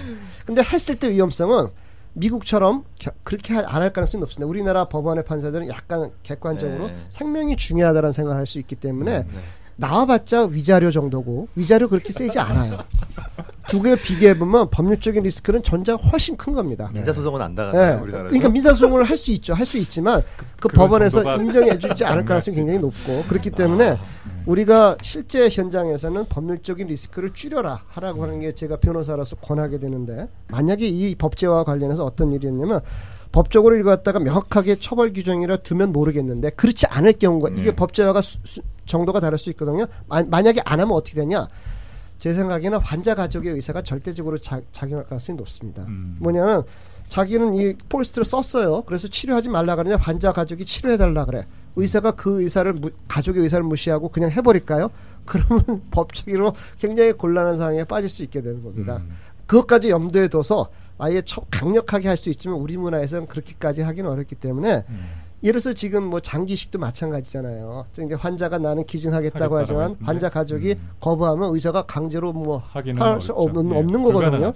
그러니까 지금 이게 법제화된다 하더라도 그런 어떤 강제적인 어떤 벌칙 조항이 없을 때는 현실적으로 가족의 의사가 굉장히 중요하게 계속 치료해달라고 하면 또 그거를 함부로 무시할 수 없는 게 아마 의료 현장의 문화일 겁니다. 네, 그게 사실인 것 같아요. 이제 그런 점에서 이제 이게 하다 보면 쟁점이 막 분명히 있을 거거든요. 그래서 이제 병원윤리위원회가 중요하다고 봅니다. 이게 환자하고 가족 사이에 의견이 다를 수가 있고 의료진하고 또 가족 사이에도 의견이 다르고 그건 이제 지금 이제 그 병원윤리위원회가 아직 활성화되지 못한 측면이 있는데 병원 현장에서 이제 이런 문제들을 원만하게 해결할 수 있는 그런 게 좀 더 됐으면 좋을 것 같아요. 네. 그리고 거의 이제 마지막 질문일 것 같은데요. 일단은 두 가지 질문이 있습니다. 병원윤리위원회는 구성원들이 어떻게 구성이 되는 건지 하고, 네, 그 부분에 대해서 좀 간단하게 설명을 좀 해주세요. 우리 박사님 뭐 많이 참여하셨어요. 글쎄 그게 지금 어떤 의미에서 보면 그 김할머니 사건에 그래서 이제 그 아까 이제 몇 가지 의의가 있는데 그 중에 하나가 대법원 판결에서 병원윤리위원회라는 걸 언급을 한 거거든요. 근데 자세히 보면 그 판결문을 자세히 보면은 그 환자의 상태에 대해서 병원윤리에서 판단하는 것이 바람직하다라고 표현했어요. 무슨 얘기냐면 이제 사법부의 내재적인 한계가 있는 거거든요. 사법부는 어떤 권한을 부여할 수 있는 건 아니거든요. 그러니까 병원윤리회를 거쳐야 된다라고 얘기하기도 어렵고 병원윤리회를 거치면 면책이 된다라고 얘기할 수도 없는 겁니다. 그렇기 때문에 법원에서는 병원윤리회를 거치는 것이 바람직하다라고 표현을 한 거예요. 다시 말하면 이것은 어떤 그 의의를 인정을 했는데 그것이 지금 어떻게 보면 제도화되어 있지는 않기 때문에 병원마다 다 다른 겁니다. 지금 병원마다 다르고 다르게 운영되고 있고 어떤 데는 형식적으로 운영이 될 수도 있고 어떤 데는 자세하게 운영이 될 수도 있는 거죠. 일반적으로는 당연히 병원 내부 사람뿐만 아니라 병원 외부에 사람이 포함이 돼야 됩니다. 네. 병원 포함이 돼서 운영이 돼야 되는데 그게 의료기관마다 굉장히 차이가 있을 겁니다. 그래서 일부에서는 병원 윤리가 제대로 작동 안 한다. 라는 걸 이제 비판으로 이제 그것이 무의미하다라고 하는데 저는 그렇게 생각을 하지 않고 우리가 자율이라고 하는 건 자율이라고 하는 거는 부작용이 따르게 되거든요. 근데 부작용이 따른다고 해서 그걸 갖다가 말살해버리면 자율적인 문화라는 건 성장할 수가 없습니다. 그래서 이 병원윤리위원회에 대해서 우리 사회가 그 어떤 그 키워나가야 되는 문화다. 병원윤리위원회라고 하는 것이 그 의료 현장에서 환자와 환자 가족의 의사하고 충분한 의사소통을 할 수 있는 어떤 기구로서 만들어 나가야 되라는 그런 관념이 굉장히 중요합니다. 아직은 표준화되어 있지 않죠. 표준화되어 있지 않다. 근데 이게 금박하게 돌아가면 병원윤리위원회가 열릴 네, 맞습니다. 이제 그게 현실적으로 그게는 변호사님도 모셔야 되고 목사님도 모셔야 되고 그 시간 맞추기가 참 어렵거든요. 네. 네, 그러니까 뭐 서울대학병원 같은 데도 한 달에 한 번 정도지 그 시간 맞. 그래서 이제 미국의 뭐 영화나 실제로 가서 보시면 그 현장의 개입을 어떻게 물론 이제 그 윤리위원회도 굉장히 중요한 역할을 하죠. 이제 많은 병원들이 도입하고 있는 제도가 에식스 컨설턴트 그러니까 그 디파트먼트 오브 메디컬 에식스가 병원 내에 있는 데도 많이 있고요. 그러니까 윤리 전문가라는 제도를 실제로 두고 있어요. 그러니까 가서 보시면 하루에도 뭐 대형 병원 같으면 수십 건의 의뢰가 들어옵니다. 예, 뭐 가족 간에 분쟁 생긴 거 의사하고 뭐 그러니까 그걸 현장에서 바로바로 이제 가서 왜냐하면 우리 의사들이 이제 지금 너무 세분화돼 가지고요. 기술적인 면에서는 굉장히 세분화돼서 잘하고 계신데 네. 이게 복합적으로 어떤 상황이 벌어지면 이게 지금 다 윤리 문제하고 많이 얽혀 있거든요. 그렇죠. 예, 그거를 이제 이제 특히 대화나 이런 스킬이 굉장히 중요한데, 그러니까 네. 이제 법적인 것, 예. 그런데 익숙하지가 않아요. 예, 심지어 뭐 아까 연명 의료에 대한 이런 거 받는 것도 제가 이제 얼마 전에 피츠버그 대학을 가서 보니까 아예 의뢰를 해요. 그러면 이제 그러면 그 담당 의사 빠지는 게 아니라 그 전문가가 의사하고 가족 사이 대화를 주선을 해주는 겁니다. 윤리 전문을 하시는 분. 예. 그러니까 패밀리 미팅을 주선을 하면서 의사도 하고 해가지고 그런 문제를 원만하게 해결을 해주는 게 그 정상적으로 이렇게 거의 매일 일어나는 걸 수십 건을 매일 뭐 수십 건을 그걸 미리 조정을 다 해주거든요. 예, 그럼 막 우리도 지금 의료 현장이 너무 기술적으로 복잡화돼 있어서 특히 우리 전공의들 같은 경우 그러니까 익숙하지 않으니까 제가 오는 의료 분쟁으로 안 가도 될 일들이 단순히 그는 저게 부족하고 커뮤니케이션에 예, 그런 문화가 안 돼 있어가지고 갑자기 밤에 이제 당직이 콜 받아 가지 않습니까? 어떻게 해야 될지 파악하는 지도 너무도 복잡하고요. 그런 점은 우리가 조금 병원 문화도 좀 개선이 돼야 될 것 같아요. 그래서 그건 참 좋은 제도라고 생각합니다. 네. 윤리 전문가는 대부분 어떤 분들이 이제 그게 이제 까를 피츠버그 대학가는 까의 디파트먼트 메디컬 에식스 같은 까의 이제 가장급은 윤리학 박사를 받은 분이고 실제로는 그게 안에서 일하는 분들은 경험 있는 이제 우리 그 간호사 출신, 사회복지사 출신 중에 병원에서 경험이 굉장히 많으신 분들이 이제 그 분의 자문을 받아가면서 대부분 이제 대화를 통해서 그걸 푸는 거니까요. 예, 그런 일을 하고 있네요. 저도 허대석 교수님 생각에 전적으로 동의를 하는 게 결국은 저는 이제 관련해서 입법을 개인적으로는 입법까지는 필요 없을 것이다. 사실 처음부터 이건 법이 개입하지 않아도 되는 영역이다라고 생각을 하는데 아까 병원윤리위원회는 그 긴급성에서의 한계가 있고 그렇기 때문에 미리 논의해보거나 그런 가이드라인이 어떤 보충적인 역할을 할 거고 나머지는 이제 이런 사전의료 의향서건 연명의료 계획서든지 환자 측에서도 제가 아까 처음 말씀드린 그 당황스러움을 조금 줄여줄 수 있는 또 저희 전공의들도 보면은 일단 특히 저희는 이제 응급실에서 일을 하면 일단 환자가 오면 의학적 상태로 판단하지 그 환자의 그 전의 삶이나 그 전에 어떤 하다못해 연세도 고려하지 않고 일단 기관 상관을 하는 그런 당황스러운 상황이 자주 벌어지기 때문에 네. 그거에 대해서 그런 서로 논의하고 적어도 한 번이라도 얘기해보고 그런 인식이라도 할 수 있으면 그걸로 어느 정도는 지금 상황에 아까 초기에 말씀하신 3만 명을 줄일 수 있지 않을까라는 생각에 전적으로 동의합니다. 저도 뭐 기본적인 취지는 정말 다 이해하고 그러는데 사실 한국 실정에서는 법제화를 해가지고 이걸 지키지 않았을 때는 의사한테 이런 뭐 처벌이 가능하다라는 게 어떻게 보면 이 제도가 잘 이끌어갈 수 있는 그런 부분이 우리나라에서는 법으로 안 하면 우리 뭐 지침 벌써 뭐 수십 번을 만들었거든요. 네. 그러니까 법이 필요하다는 의견이 최소한의 법은 그러니까 그래서 다른 나라도 다 법을 만든 게 최소한의 틀은 만들어져. 여기서 약간 의견이 좀. 근데 이제 법이 필요한 이유가 의료진을 보호하는 데 큰 역할을 하는 거 아닌가요? 저는 오히려 의료진을 보호할 수도 있다. 의료진을 보호해줘야 환자도 결국 보호가 되거든요. 근데 어떻게 생각하세요? 지금 근데 이제 저는 그게 사실은 또 다른 생각을 갖고 있는 분들이 많이 있거든요. 사회는 전혀 다른 관점도 있을 수 있기 때문에 우리가 법제화가 허대석 교수님께서 의도한 대로 된다라는 보장이 없습니다.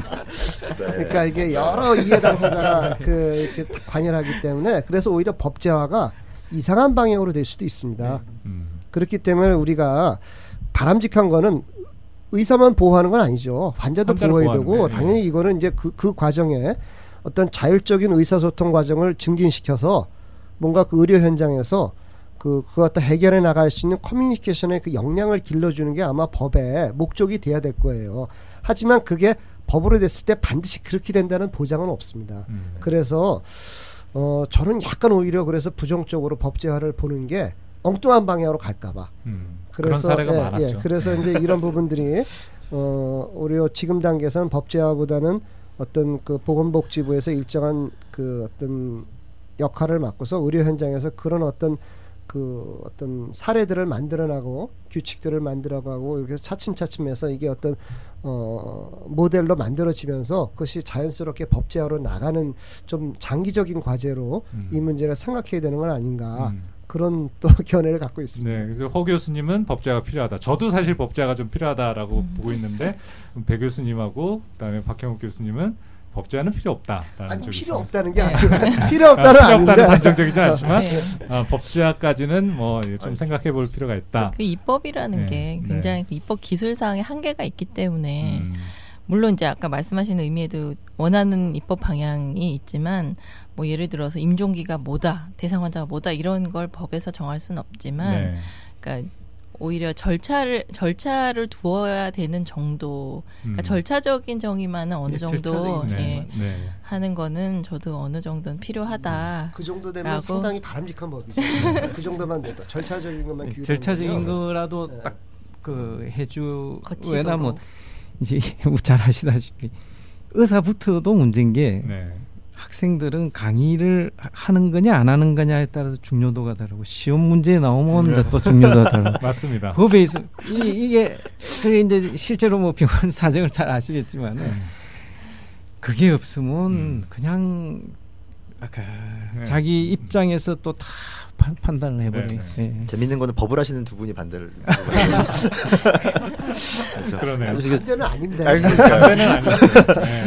미묘하게 달랐습니다. 이게 나와서 한 가지만 마지막으로 제가 궁금했던 게 결국 문화를 바꾸는 게 중요하다라는 말씀으로 이렇게 정리가 되는데 지금 그러면 이게 논의가 된 지 벌써 10년 이제 넘어가는 과정에서 병원들에서 구체적인 노력들을 뭐 병원이나 의료계에서 지금 하고 있는지, 만약에 지금까지 10년 동안 안 했다 그러면 앞으로 10년 후에도 잘 될까가 좀 의문스럽고요. 근데 뭐 저는 긍정적으로 보는 게 이제 우리나라가 이제 유교 문화권에서 뭐 한동안 있었지 않습니까?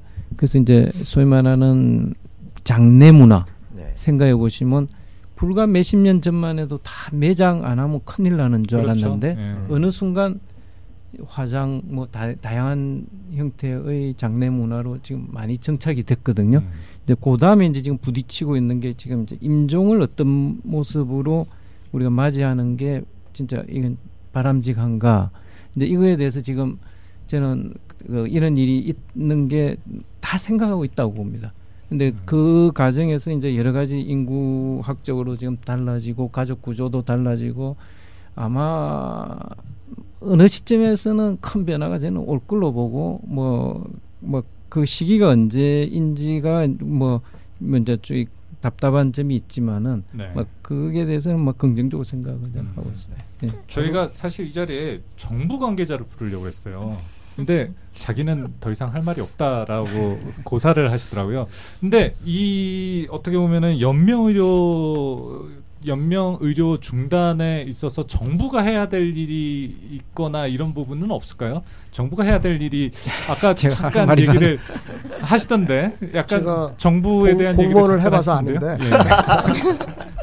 공무원은 이 문제에 직접적으로 개입하면 안 된다고 저는 생각을 합니다. 그러니까 뭐냐면 아까 의료계 세 가지 이해 당사 의료계가 있고 또 정부가 있고 또 환자가 있다면 환자 또는 시민이 있다면 저는 이 문제에서 가장 중요한 시민이라고 생각합니다. 시민. 의료계가 이 문제에 나서서 해결하면 안 돼요. 거기는 오해가 항상 있을 수 있기 때문에 그리고 또 정부가 직접적으로 나서서 이게 정답이다. 라고 얘기하면 안 돼요. 작년에 수가 결정 논의가 딱 그거였잖아요. 병원하고 의료계지만 정부하고 둘이 다 하다가 좀 정부가 해야 될 역할이라면 장을 마련해 주는 겁니다. 장. 사회가 각 여러 분야의 사람들이 의사소통하고 환자라든지 시민단체에서 이런 죽음을 준비하는 문화라든지 그런 것들을 형성해 나가는 그런 장을 마련해 주는 거지 어떤 이게 정답이다라는 식으로 정부가 개입해서는 안 된다고 저는 생각합니다. 네. 근데 이제 저는 이제 호스피스 제도화 문제 이제 그게도 이제 관여를 하는데요. 네. 그것도 벌써 뭐 십수년간 흩뜨르고 있죠. 아직도 다른 가서 한창 이야기하다 보면 왜 그 보험에서 그 급여를 안 해주느냐 시범 사업만 계속하고 있나. 이거는 연명의료에 대한 부분하고 관련이 있어서 이게 법제화가 되지 않았기 때문에 못 해주겠다는 거예요.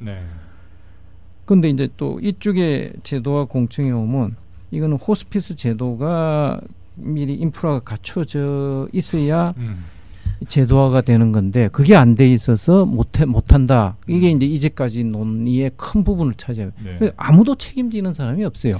양쪽 부서 사람을 다 한 자리에 모아야 되는 거죠. 그러니까 이게 누군가가 이게 이제 실제로 문제는 존재하지 않습니까? 그럼 이 존재는 뭐 꼭 법을 만들어 달라 이게 아니라 존재하는 문제를 해결하기 위해서 누군가가 이렇게 능동적으로 뭘 같이 하자. 하는 어떤 구심점이 있어야 되는데 그걸 아무도 책임지는 사람이 없거든요. 그러니까 이제 그는 그냥 그 소위 말하는 이해 당사자들이죠. 의사도 그렇고 뭐 어떻게 보면 스테이크홀더를 한데 맡겨두니까 안 되는 부분이 있으면 그 시장 논리로 안 되는 거는 그건 개입을 할 근거가 있고 해야 되는 거죠. 국민이 세금을 모아가지고 그런 조직을 만들었으면 우리가 자율적으로 하라고 했는데 지금 십수년간 안 되고 있거든요. 그러니까 최소한은 뭔가를 할 의무가 있다고. 저는 어떻게 보면 정부가 해야 되는 일 중에 하나가 사실 연명의료 중단이 정말 나중에 잘 활성화된다고 하면 환자가 이제 그 병원에서 어느 정도 연명 치료를 안 받고 밖에 이제 가정으로 돌아가는 경우도 있을 거 아니에요. 집으로 돌아가가지고 케어를 하다가 어디 여행 중에 여행 갈 수도 있죠. 제가 그렇게 그냥 상상을 해보겠습니다. 근데 갑자기 상태가 안 좋아져가지고 병원에 갔어요. 지금도 그런 일이 있어요. 그러니까 예를 들면 자기는 리서시테이션, DNR 해가지고 심폐소생술 받는 거부했던 환자인데 그 인근 병원에서는 그 환자에 대한 정보를 전혀 몰랐어요. 그래서 심폐소생술을 했단 말이에요. 그래가지고 연명을 본의 아니게 받게 되는 경우 이런 경우에는 기술적인 부분에 있어서 이런 그 사전의료의향서나 연명의료계획서 자체가 병원에 공유될 수 있게끔 하는 그런 역할을 좀 맡아야 되는 거 아닐까요? 그거는 차라리 카드를 가지고 다니는 게 나을 것 같은데요. 카드를 가지고 다니는구나. 아니 그래서 어쨌든 그런 식의 역할을 정부가 뭐 해야 되는 거 아니냐. 그 정도는 할 수 있죠. 그건 어떤 아까 우리가 절차란 말 중요한 이제 단어가 나왔는데 실체적으로 뭔가를 규정하는 게 지금 약간 그 절차적인 측면의 얘기거든요. 그러니까 병원에서 환자의 의사를 잘 확인할 수 있는 그런 뭔가를 만들어야 된다. 정답이 아니죠. 그건 환자가 결정할 거니까. 그래서 그런 부분은 사실은 정부의 역할이 분명히 있습니다.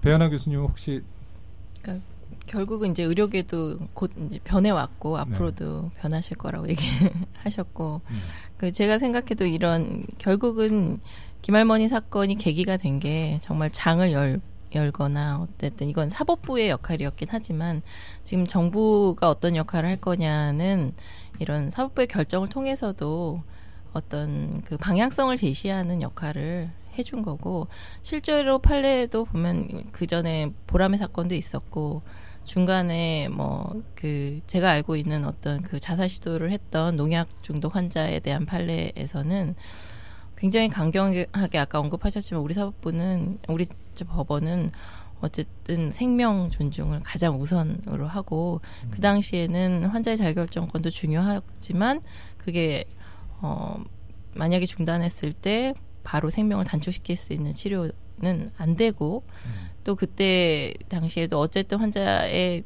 자기결정권보다 의사의 치료 의무가 더 중요하다라고 언급했던 거여서 지금은 어쨌든 처음에 말씀드린 대로 몇 가지 요건과 예외적인 상황에서는 그렇지 않은 경우도 있다라고 하는 정도로 지금 변화해 온 거죠. 네. 그럼 그 방향성을 가지고 앞으로도 결국은 그 문화의 변화인데 아까 얘기하신 그런 환자의 의사를 무시하고 치료했을 때 어떻게 할 것이냐 아마 최종적으로는 그런 경우도 소위 말하는 권리 침해도 아주 강경하게 대응할 수 있을 정도의 수준이 된다면 가장 이상적이겠죠. 근데 이제 그 변화 과정이기 때문에 이런 논의가 그리고 개인이 생각할 수도 있고 함께 생각할 수도 있고 혹은 정부나 좀 더 공신력 있는 기관에서 지침을 주면 가장 현재로서는 저는 환자단체 역할이 중요하다고 생각합니다. 네. 왜냐하면 예를 들어서 이번에도 이제 그 약간의 이견이 이제 환자단체에선 중심으로 나왔는데 예를 들어서 그 왜 신생아들 경우에 신생아라든지 이런 경우에 정말 그 살기 힘든 아이들이 있잖아요. 네. 그런데 그 아이들에 대한 치료 또는 치료 중단의 결정 누가 해야 되느냐 누가 책임져야 되느냐 상당히 어려운 문제인데 어떤 그걸 갖다가 이 환자단체들 쪽에서 문제 제기를 해야 될 것 같아요. 공론화해서 논의를 해야 될 것 같아요. 예를 들어서 정말 이렇게 가망성이 힘들다라고 생각이 들었는데도 이제 제3자가 또는 국가가 강제로 치료해야 된다라고 했을 때 과연 가족들은 받아들일 수 있는지 부터 시작을 해서 쉽지 않은 거거든요. 그러면 의사에게 전체적으로 결정을 맡길 건지 그것도 좀 쉽지 않은 거고. 그래서 이게 딜레마 상황인데 그런 것들을 우리가 공론화해서 해결해야 되는 거 아니냐는 걸 문제 제기를 환자 단체에서 그러니까 이제 의료계를 불신의 눈으로 보는 게 아니라 불신의 눈으로 볼 수도 있어요. 근데 이제 그게 중요한 게 아니라 이게 문제가 있다. 이 공론화가 필요하고 우리는 어떻게 생각한다. 환자 단체들은 우리는 그것에 대해서 한번 그 문제 제기를 하고 공론화하는 그런 역할 이게 굉장히 중요할 것 같습니다. 네. 마무리 발언식으로 해주셨는데 지금 허대석 교수님 한 말씀 해주시죠. 마무리 발언입니다. 마무리. 그래서 저희가 보는 데는 이게 작은 문제가 아니거든요. 1년에 18만 명이 만성 질환을 앓다가 돌아가시는데 뭐 인공호흡기를 달든 안 달든 한 번쯤 이 문제에 다 부딪힙니다. 그러면 4인 가족, 의료인까지 치면 수십만 명이 이 문제로 매일 어떻게 보면 그 고민을 하고 있거든요. 그러니까 언제까지 이 혼란한 상태를 이대로 둘 것인가. 이제는 뭔가 좀 기준, 뭐 절차상의 어떤 기준은 이번 기회에 좀 마련됐으면 좋겠고요. 조금 더 나중에 확장할 거는 그때 가서 고민해도 늦지 않다고 생각합니다. 네. 윤구현 대표님. 그 많은 국민들은 아마 의료기관을 이용하는 게 굉장히 낯선 일이거든요. 이 문제는 그 중에서 더 낯선 일일 것 같아요. 그래서 그 이제 임종기라는 것 자체도 개념이 안 서 있고 임종기에 인공호흡기를 단다거나 심폐소생술을 한다거나 중환자실에 들어가는 게 어떤 상황인지도 대부분의 국민들은 모를 거예요. 그래서 그게 좋은 일이라고 생각을 하고 이제 그런 판단을 하는데 현장에서 그런 환자들 보시면 이제 의료진들은 이게 결국 환자를 위한 일이 아닌데 이런 좀 차이가 있는 것 같거든요. 그래서 그 공론화라는 게 꼭 필요한 게 일반 국민들이 늘 뭐 언젠가 본인이 접하게 되고 또 이제 본인 가족이 접하게 될 이런 문제들에 대해서 한 번쯤 생각할 수 있는 기회는 계속 던져줘야 된다. 근데 그냥 일반적인 국민들이 그걸 떠올리긴 좀 쉽지 않을 것 같고요. 환자 단체는 평상시에 뭐 아픈 상황을 늘 보니까 좀 할 수 있는 얘기인 것 같고 또 의료진도 마찬가지인 것 같고요. 그래서 양쪽에서 좀 얘기를 좀 계속 던져주고 어떤 평소에 이걸 생각하지 않았던 사람들한테도 이렇게 전해질 수 있는 뭔가 행동, 뭐 캠페인이라든가 뭐 그런 것들이 좀 필요한 것 같습니다. 그걸 충분히 이해하면 아마 어떻게 보면 쉽게 합의에 아까 대만 사례 말씀하신 것처럼 쉽게 합의에 도달할 수 있는 문제가 아닌가 그런 생각도 듭니다. 네, 감사합니다. 장시간이었는데 거의 만 2시간의 논의, 긴 시간 논의 참여해 주셔서 감사하고 허대석 교수님, 배연아 교수님, 그리고 박형옥 교수님, 윤구현 대표님 참여해 주셔서 감사합니다. 품위 있는 죽음을 위해 가야 할 길은 굉장히 먼 것 같습니다. 사전 의료 의향서, 연명 의료 계획서에 대한 사회 인식도 변화가 필요할 것 같고요. 사회적 합의도 이루어져야 될 것 같습니다. 이런 걸 바탕으로 제도 개선까지 이루어질 수 있다면 가장 우리가 바라는 것이 아닌가 생각이 됩니다. 장시간 수고하셨습니다. 감사합니다. 네, 감사합니다. 네.